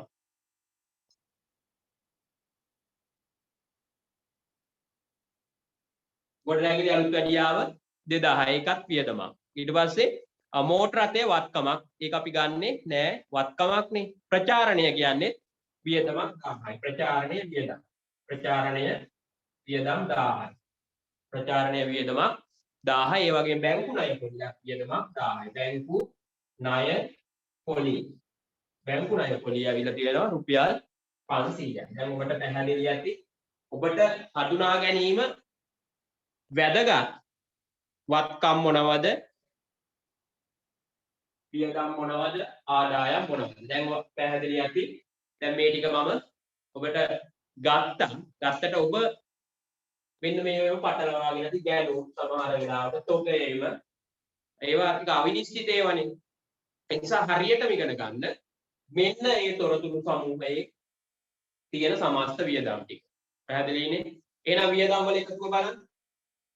වියදම් වල එකතුව බලන්න. දැන් වියදම් වල එකතුව බලන්න. එකතු කරන්න දැන්. බලන්න වියදම් ටික එකතුව දාන්න ඉක්මනට එකතු කරලා දාන්න. දැන් මම වියදම් ටික මේ බලන්න. තොගය වියදමක්, ගැණුම් වියදමක්, දුම් වට්ටම් වියදමක්, වැටුපේන වියදමක්, රක්ෂණය වියදමක්, ප්‍රවාහන ගාස්තු වියදමක්, විදුලිය වියදමක්, බැංකු ගාස්තු වියදමක්, ගොඩනැගිලි අලුත් වැඩියා වියදම්, ප්‍රචාරණය වියදම්, බැංකු ණය පොලි 501ක් වියදමක්. ඔන්න දෙවෙනි ප්‍රශ්නෙටත් උත්තර හොයාගත්තා. දැන් එකතුව බලමු.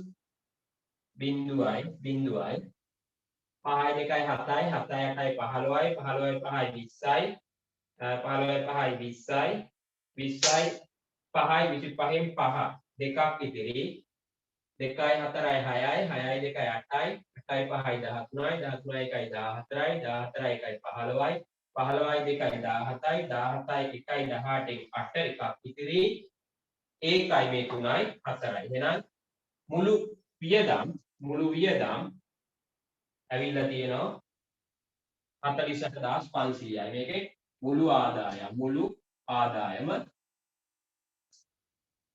60500යි. බලන්න හරිද කියලා නැවත බලන්න පුතේ. නැවත බලන්න ඔබට මෙන්න මේ ටික මෙතනදී හඳුනා ගන්න පුළුවන් වෙන්න ඕන. දැන් ලාභ හෝ අලාභ ප්‍රකාශනය හදනකොට මෙන්න මේ තොරතුරු ටික විතරයි යන්නේ. මේ තොරතුරු ටික විතරයි යන්නේ ලාභ හෝ අලාභ ප්‍රකාශනය. හරි. ඊළඟ කොටසට අපි යනවා. ඊළඟ කොටස අපිට අහලා තිබුණා ව්‍යාපාරයේ විකුණුම් පිරිවැය ගණනය කරන්න කියලා. විකුණුම් පිරිවැය.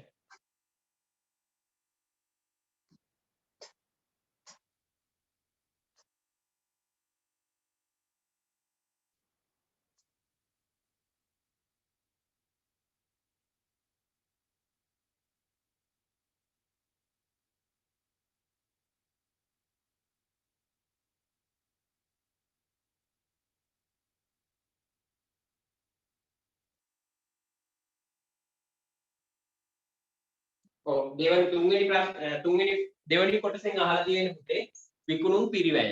එහෙනම් අපි විකුණුම් පිරිවැය ගණනය කරන්න තියෙන්නේ. කොහොමද විකුණුම් පිරිවැය ගණනය කරන්නේ? කොහොමද විකුණුම් පිරිවැය ගණනය කරන්නේ? දැන් මේ තොරතුරු වලින් විකුණුම් පිරිවැය තමන් ගණනය කරන්න ඕන. විකුණුම් පිරිවැය ගණනය කරද්දී ආරම්භක තොගය ඕන. ඒව නෑ එතකොට ආරම්භක තොගය ප්‍රමාණවත් නැත්නම් ගන්න ඕන ගැනු. නේ? ඊට පස්සේ ගෙනීමේ කුලිය පැටවුම් ගාස්තු මේව එකතු කරන්න ඕන. අවසාන තොගයක් තියෙනවා නම් අඩු කරන්න ඕන.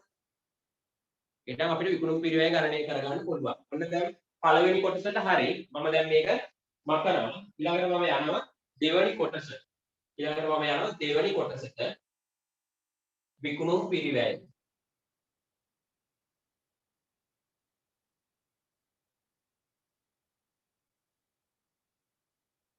විකුණුම් පිරිවැය ගණනය කිරීම.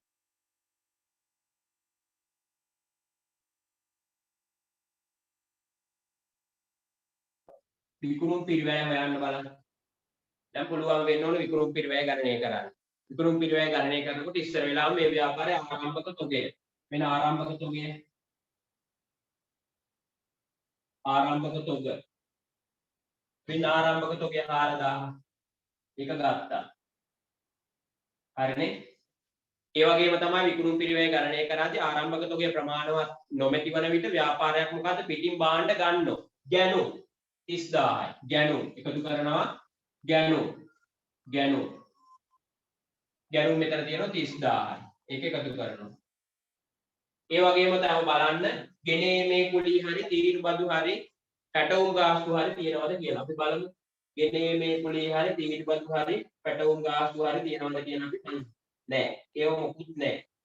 තුන්ව අට්ටම් වැටුප් වේතන රක්ෂණය ප්‍රවාහනය විදුලිය බැංකු ගාස්තු ගොඩනැගිලි ප්‍රචාරණය බැංකු ණය කුලී තියෙන. එහෙනම් ආරම්භක තොගයයි ගැනුම් මේ දෙක එකතු කරාම එනවා 34000ක්. මේකට අපි කියනවා විකිණීමට ඉදිරිපත් කරපු තොග. විකිණීමට ඉදිරිපත් කරපු තොගයේ මුළු පිරිවැය. නමුත් ශේෂ පිරික්සම යටින් පුතේ ඔයාලට දීලා තිබුණා අතිරේක තොරතුරක්. මේ ව්‍යාපාරයේ මිලදී ගත් තොග සියල්ලම විකිණී ඇත. එහෙනම් එතනින් Tamanට තේරෙන්න ඕන මේ ව්‍යාපාරයේ අවසාන තොගයක් නැහැ. මේ ව්‍යාපාරයේ අවසාන තොගයක් නැත්තම් මෙන්න මේ විකිණීමට ඉදිරිපත් කරපු තොග අපි හඳුන්වනවා විකුණුම් පිරිවැය කියලා. විකුණුම් පිරිවැය. බලන්න කොච්චර ලේසිද කියලා නේ.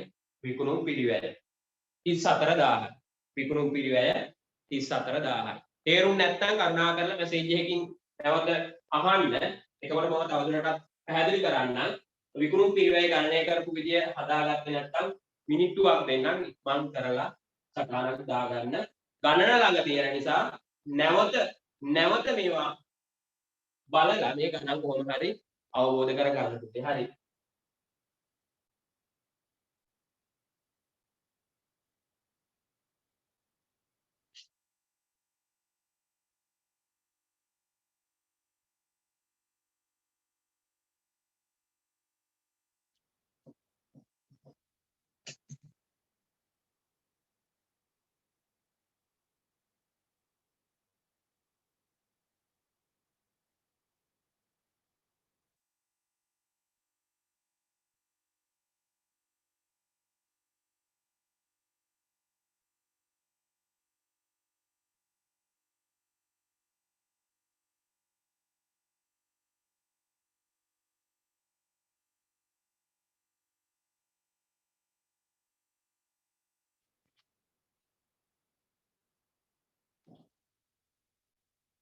හරි කාලය ප්‍රමාණවත් ඔන්න විකුණුම් පිරිවැයක් හරි මම ඒක මකනවා විකුණුම් පිරිවැයක් තමන් ගණනය කරනවා ප්‍රශ්න දෙකක උත්තර දැන් ලියාගත්තා ඊළඟට තියෙන පුතේ මේ ව්‍යාපාරයේ තුන්වෙනියට අහලා තියෙනවා මේ සමස්ත වියදම් බෙදා හැරීමේ වියදම් පරිපාලන වියදම් මූල්‍ය හා වෙනත් වියදම් වශයෙන් වර්ග කරලා දක්වන්න කියලා. හරිනේ? වර්ග කරලා දක්වන්න කියලා. එහෙනම් කොහොමද අපි ඒක හඳුනගන්නේ? ඒක හඳුනගන්නේ කොහොමද? මම මෙතනදිම මේක සටහන් කරගෙන යනවා. නේ? බලන්නකෝ. අපි තොගය ගත්තා. තොගය වියදමක්. හැබැයි මේක අපි බෙදා හැරීමෙත් නෙවෙයි, පරිපාලනත් නෙවෙයි, මූල්‍යයක් නෙවෙයි, වෙනත් වියදමක් නෙවෙයි. තොගය කියන එක දලලාභය හොයද්දී අපි වියදමක් විදියට ගත්තා. අයිමත් මේක අපි මොකද කරන්නේ? වියදමක් විදියට ගන්නවද නැහැ. මේක බෙදා හැරීමෙත් නෙවෙයි, පරිපාලනත් නෙවෙයි, මූල්‍යයක් නෙවෙයි, වෙනත් නෙවෙයි. මේ දෙකම අපි ගන්න නැහැ. මේවා වියදම් නෙවෙයි. හරිනේ? ඒ නිසා මේ ශීර්ෂ හතර එනම් වල් ලියා ගන්න. මෙන්න බෙදා හැරීමේ වියදම් ලස්සන ගානක් මේ හොඳද? බෙදා හැරීමේ වියදම්, පරිපාලන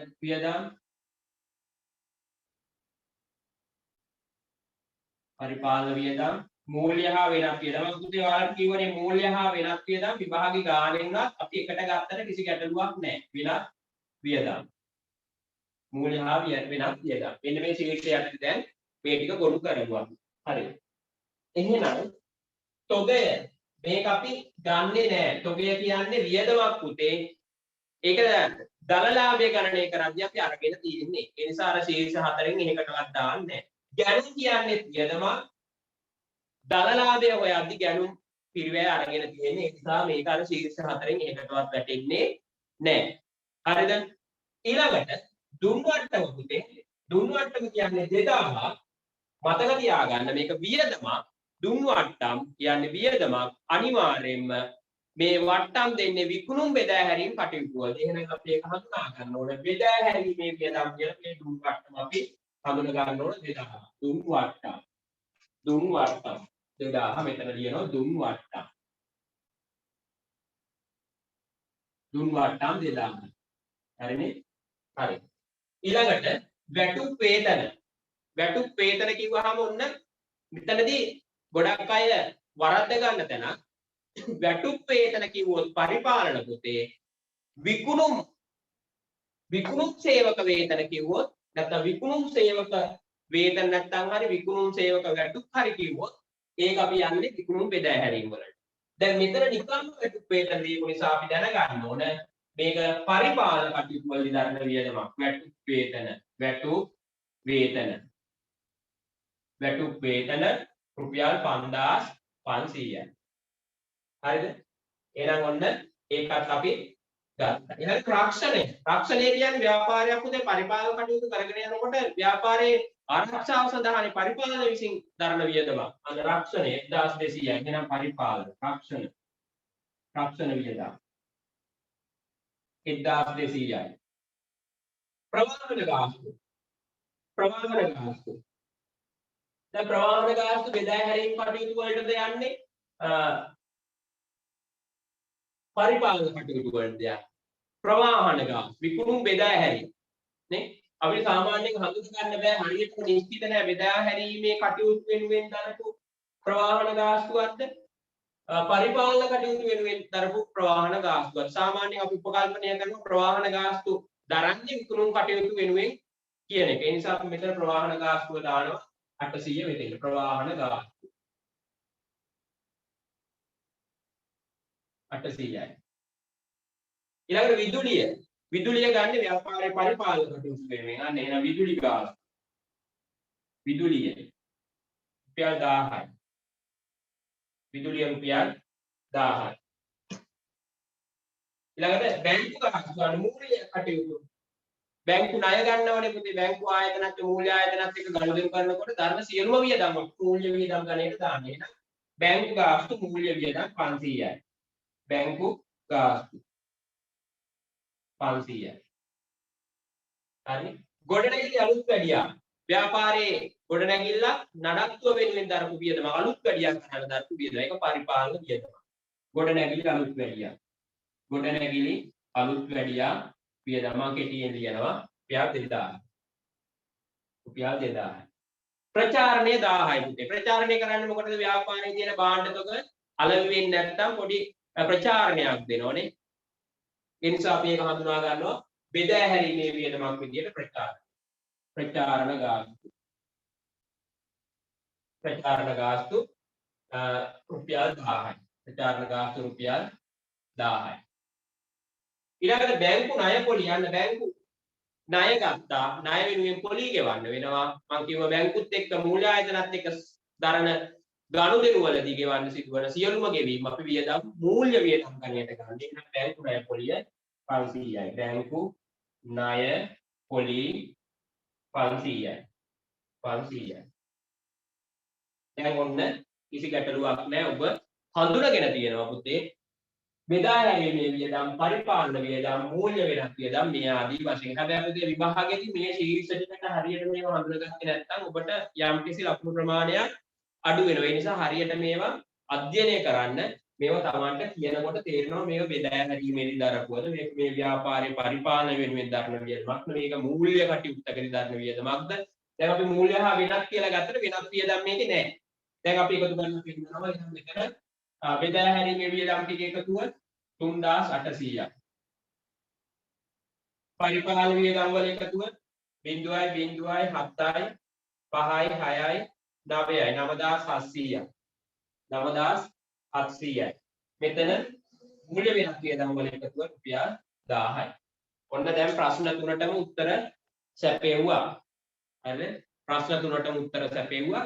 වැදගත්ම වැඩේ තමයි ඊළඟට තියෙන අද දවසේ අපේ මූලිකම පරමාර්ථය ලාභ හෝ අලාභ ප්‍රකාශනය පිළියෙල කිරීම.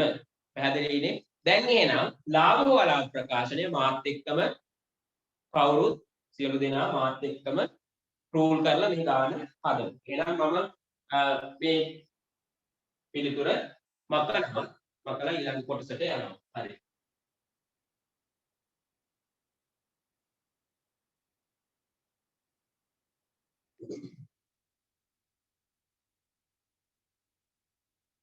මම මේ වියදම් ටික ඉතුරු කර ගන්නවා මට එතකොට ලේසි ටක්කාල මේ බලා ගන්න බෝඩ් එකේ නැත්තම් ආපහු ගාන මට බලන්න වෙනවනේ ගාන තියෙන. හරි. දැන් මේ කරපු කාර්යය ආකෘතියකට ගන්න තියෙන. දැන් අපි විකුණුම් පිරිවැය හෙව්වා. විකුණුම් පිරිවැය දන්නවනම් විකුණුම් ආදායමක් දන්නවනම් අපිට දලලාභය හොයා ගන්න පුළුවන්. වෙනත් ආදායම් ටිකක් අපි හෙව්වා. වෙනත් ආදායම් ටිකේ වියදම් ටිකක් හෙව්වා. ඔක්කොම දන්නවා. දැන් මේ තොරතුරු ටික නැවත ආකෘතියට ගන්න තියෙන එක තමයි වැදගත්ම වැඩි. බලමු. එහෙනම් ආකෘතිය ගහ ගන්න.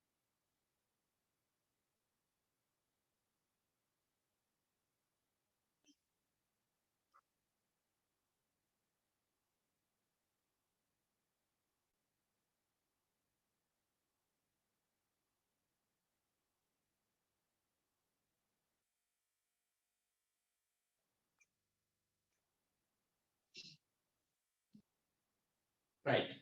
දැන් ආකෘතිය කාගේද ව්‍යාපාරේ මේ තොරතුරු ටික අපි උඩින්ම ලියන්න ඕන මොහොමඩ්ගේ ව්‍යාපාරේ. මෙතන මොහොමඩ්ගේ ව්‍යාපාරේ.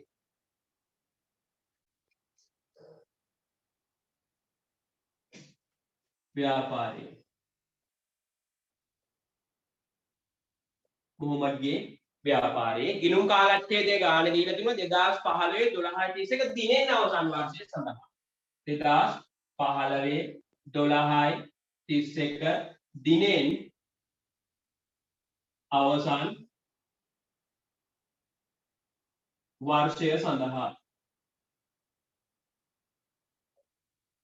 වර්ෂය සඳහා ප්‍රකාශනය මොකක්ද අපි හදන්නේ ලාභ හෝ අලාභ ප්‍රකාශනය. ලාභ හෝ අලාභ ප්‍රකාශනය. හරිනේ? ලාභ හෝ අලාභ ප්‍රකාශනය.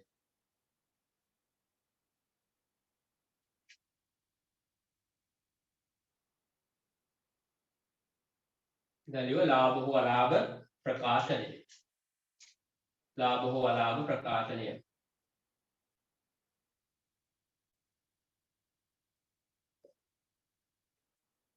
දැන් මේක පුතේ මේ ආකාරයෙන් සටහන් කළ යුතු වෙනවා ගාන හදන්න පෙර.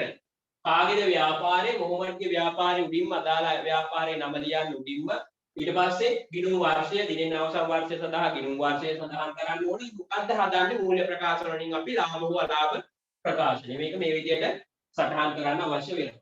හරි ඉක්මනට ලියලා ගන්න බලන්න. හරිද? හරි ඉස්සර වෙලාම එහෙනම් උඩින්ම දැන් ඉස්සරලා මේ ගාන හදන්න කලින් පුතේ ආකෘතිය ගොඩනගා ගන්න ඕනේ. දැන් ගොඩක් අය කරන වැරැද්දක් මේ වැරදි කරන්න එපා. ගණනක් හදන්න ගියාම අපිට ගණනක් හදන්න පුළුවන් වුණාට වැඩක් නැහැ. වේගෙන්ම ගණන හදන්න පුළුවන් ක්‍රමය තමයි අපි හොයාගන්න ඕනේ. ඒ නිසා ගොඩක් අයට ගණන් හදන්න පුළුවන් ගණන හදන්න ගියාම ගොඩක් වේලාව ගත වීමේ ප්‍රශ්නේ තියෙන නිසා මේ ගණන හදනකොට ඉස්සර වෙලාම අපි මේ ආකෘතිය සකස් කරගෙන ඉන්න ඕනේ. ඊට පස්සේ තමයි අදාළ තොරතුරු ටික මේකේ සටහන් කරන්නේ. හරි. දැන් මම ආකෘතිය ලියනවා මෙන්න උඩින්ම අපි දන්නවා මෙතේක පළවෙනියෙන් මේක විකුණුම් ආදායම. විකුණුම් ආදායම. විකුණුම් ආදායම. හරිද? විකුණුම් ආදායම අපි ඒකට ඉරක් ගහන්න අවශ්‍ය නැහැ. විකුණුම් ආදායම කියලා ලියන්න. ඊළඟට අපි ගන්නවා විකුණුම් ආදායමෙන් අපි අඩු කරන්න ඕන විකුණුම් පිරිවැය. මේක විකුණුම් ආදායම. විකුණුම් ආදායම. මේකෙන් අඩු කළා විකුණුම් පිරිවැය. විකුණුම් පිරිවැය.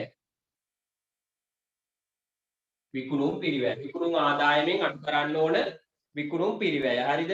විකුණුම් ආදායමෙන් අඩු කරන්න ඕන විකුණුම් පිරිවැය. පැහැදිලිද?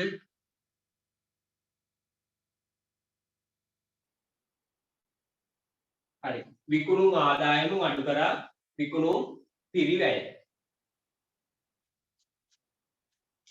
මෙන්න. එකක් හරි. එතකොට දැන් අපි දන්නවා දරලාභය හොයාගෙන ඉද්දි මෙන්න මේ හරියට විතර දරලාභයයි කියලා අපි උපකල්පනයක් කරන්න ඕන. දරලාභය මේ දක්වාම ඉඳ තියෙනවා මෙන්න මේ හරියට එනකොට දරලාභය අපිට ගන්න පුළුවන්. එහෙනම් මතකයි ආකෘතිය දරලාභයට යටින් වෙනත් ආදායම් එකතු කළා.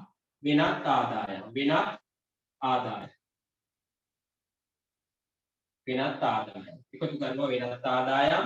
ඒ වගේම අඩු කරනවා වියදම්.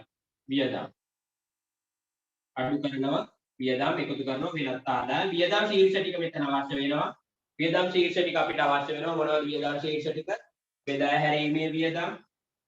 දැන් ඔයාලා දන්නවා බෙදා හැරීමේ වියදම්. හරිනේ? නෙක ඊට පස්සේ පරිපාලන වියදම්. කෙටියෙන් ලියනවා මම. ඊට පස්සේ මූල්‍ය හා වෙනත් වියදම්. ඔන්න ශීර්ෂ ටික අපි ගත්තා. මූල්‍ය හා වෙනත් වියදම්. පැහැදිලිනේ? ඔන්න ඔය විදිහට ඉස්සර වෙලා මේ ගණනේ ආකෘතිය ගොඩනගා ගන්න ඕන. හරිද? මෙන්න මේ විදිහට මේ ගානේ ආකෘතිය සටහන් කර ගන්න ඕන. මුලින්ම හදා ගන්න පොඩි වෙලාවක් මම දෙනවා. මිනිත්තුවක් වගේ කාලයක් දෙනවා මේ ආකෘතිය වලට සකස් කරගන්න. ආකෘතිය විකුණුම් ආදායම විකුණුම් පිරිවැය හොයන්න ඉලක්ක තියන්න. ඊට පස්සේ වෙනත් ආදායම් ටික මෙතන වියදම් ටික අඩු කරා. ඊට පස්සේ අවසානයේ අපිට සුද්ධ ලාභය අලාභය ගන්න පුළුවන්. හරි. ඉක්මනට බලන්න ඉක්මන් කරන්න බලන්න.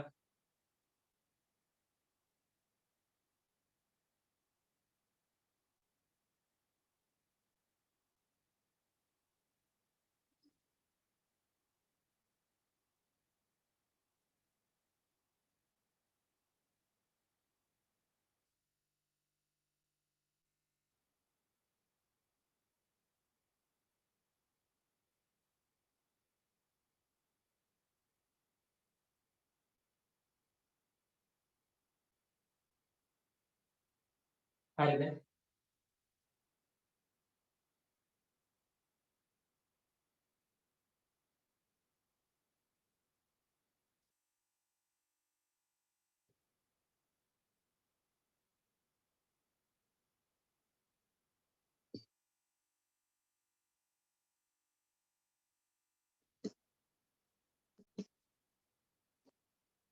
විකුණුම් ආදායම විකුණුම් පිරිවැය අඩු කරන්න. එතකොට ධන ලාභය හොයා ගන්න පුළුවන්. වෙනත් ආදායම මේ විදිහට අපි යන්න මේක සටහන් කරගන්න ගානට අපි ළඟට ප්‍රවිෂ්ඨ වෙනවා.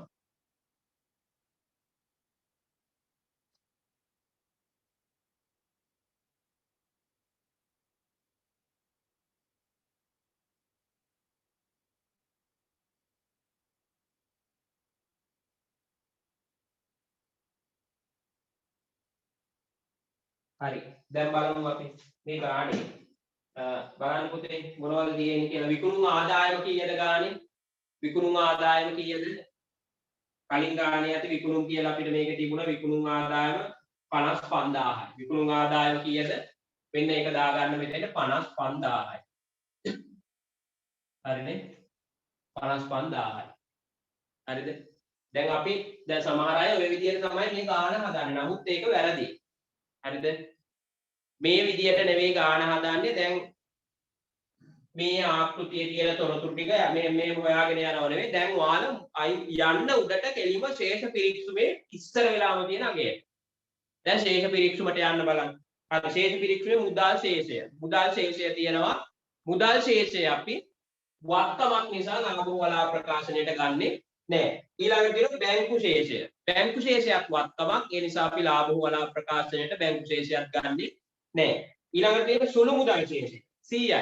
සුළු මුදල් ශේෂයක් වත්කමක් ලාභ වලා ප්‍රකාශනයට අපි ගන්නෙ නෑ.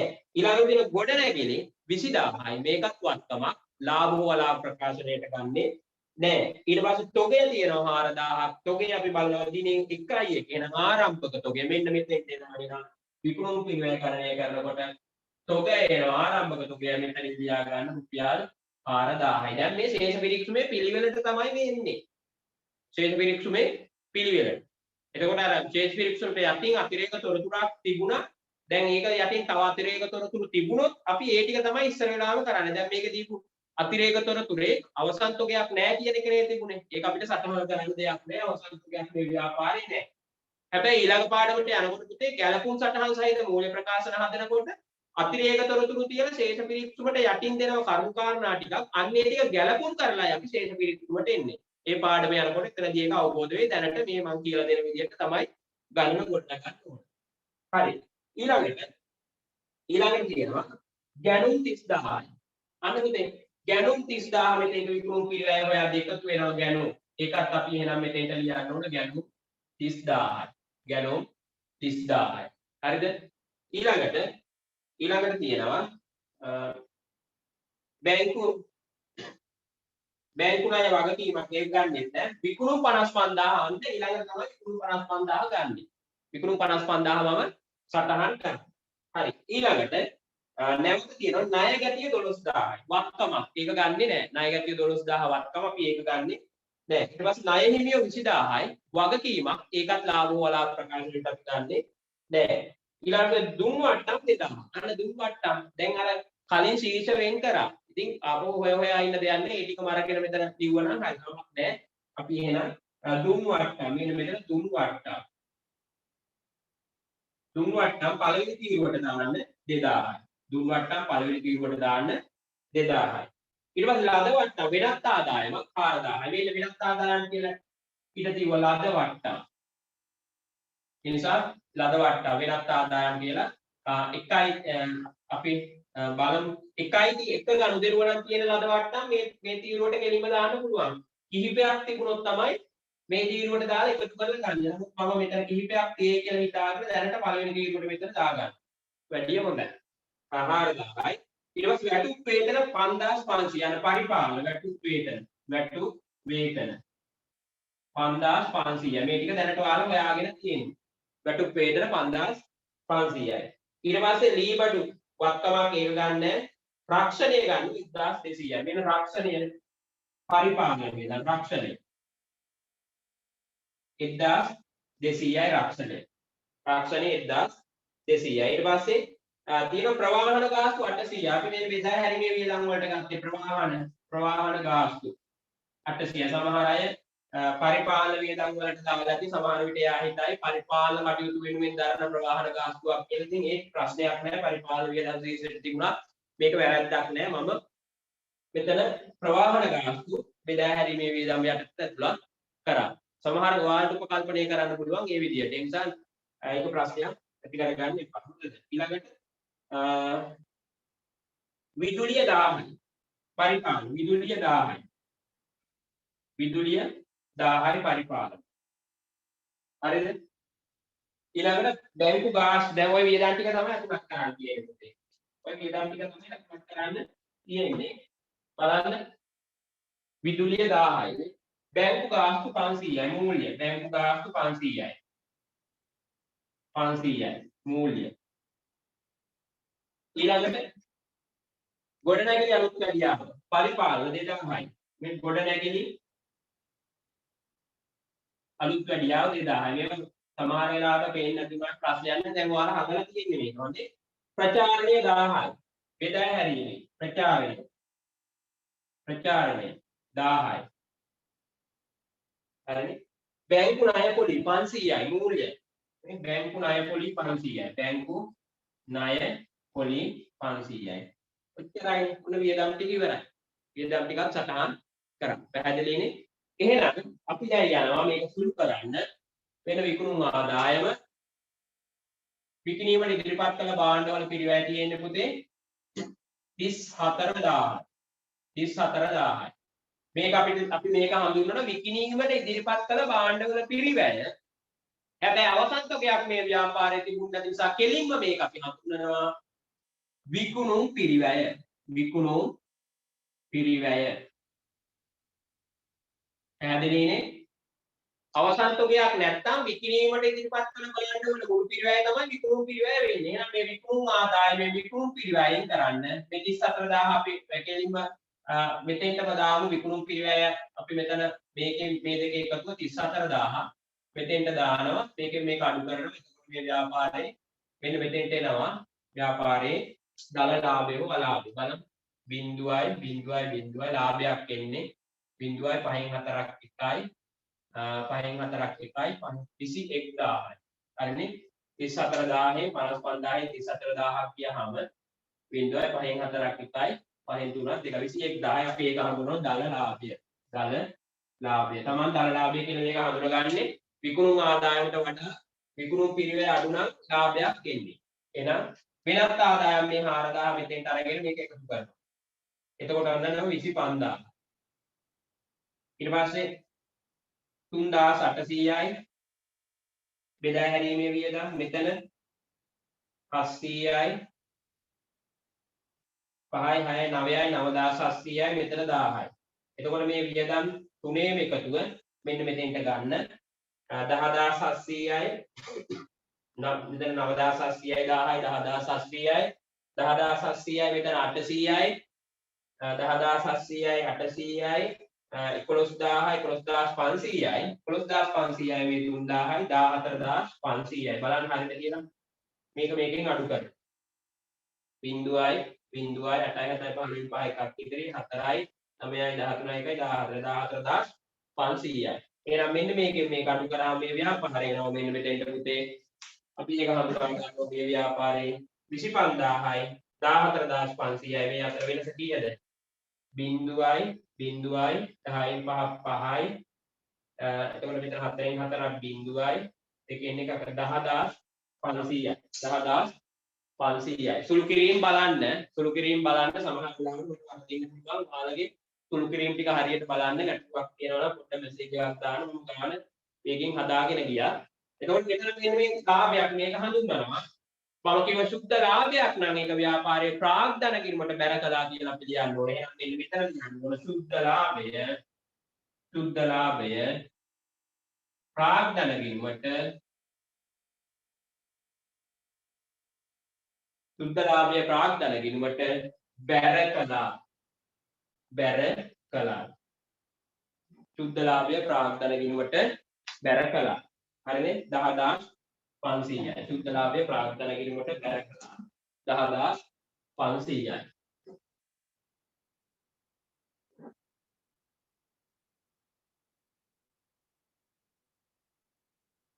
හරිද? ඔන්න එතකොට හතරවෙනි ප්‍රශ්නෙට උත්තර දුන්නා.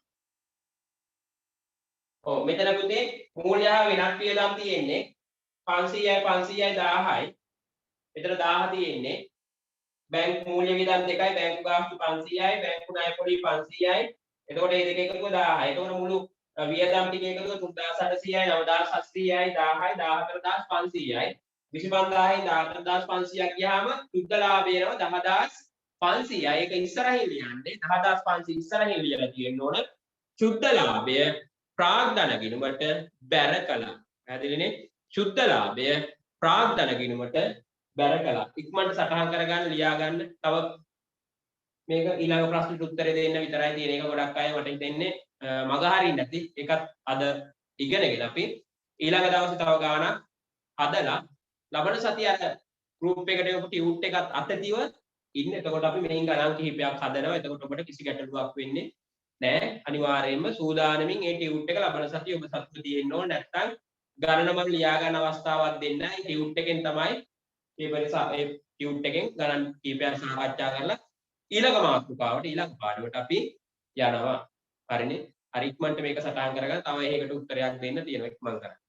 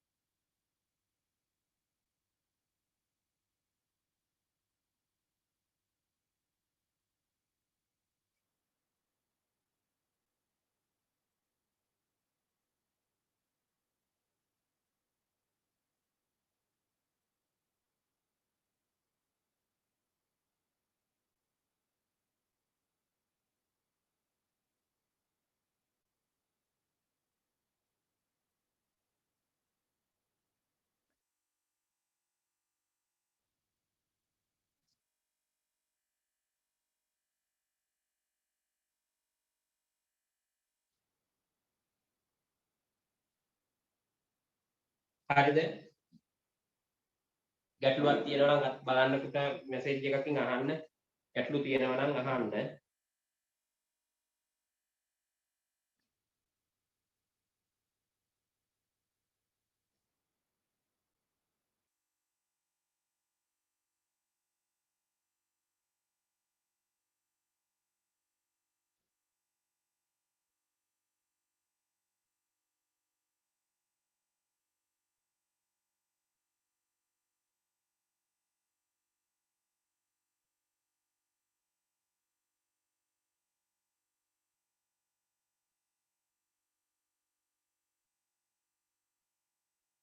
මෙතන තියෙන සුද්ධලාභය ප්‍රාග්ධන ගිණුවට බැර කරලා. ලාභයක් නම් ප්‍රාග්ධන ගිණුවට අපි බැර කරනවා. අලාභයක් නම් ප්‍රාග්ධන ගිණුවට අපි හර කරනවා. හරිනේ? ඒක අපි ලියන එක වැඩිය හොඳයි. හරි.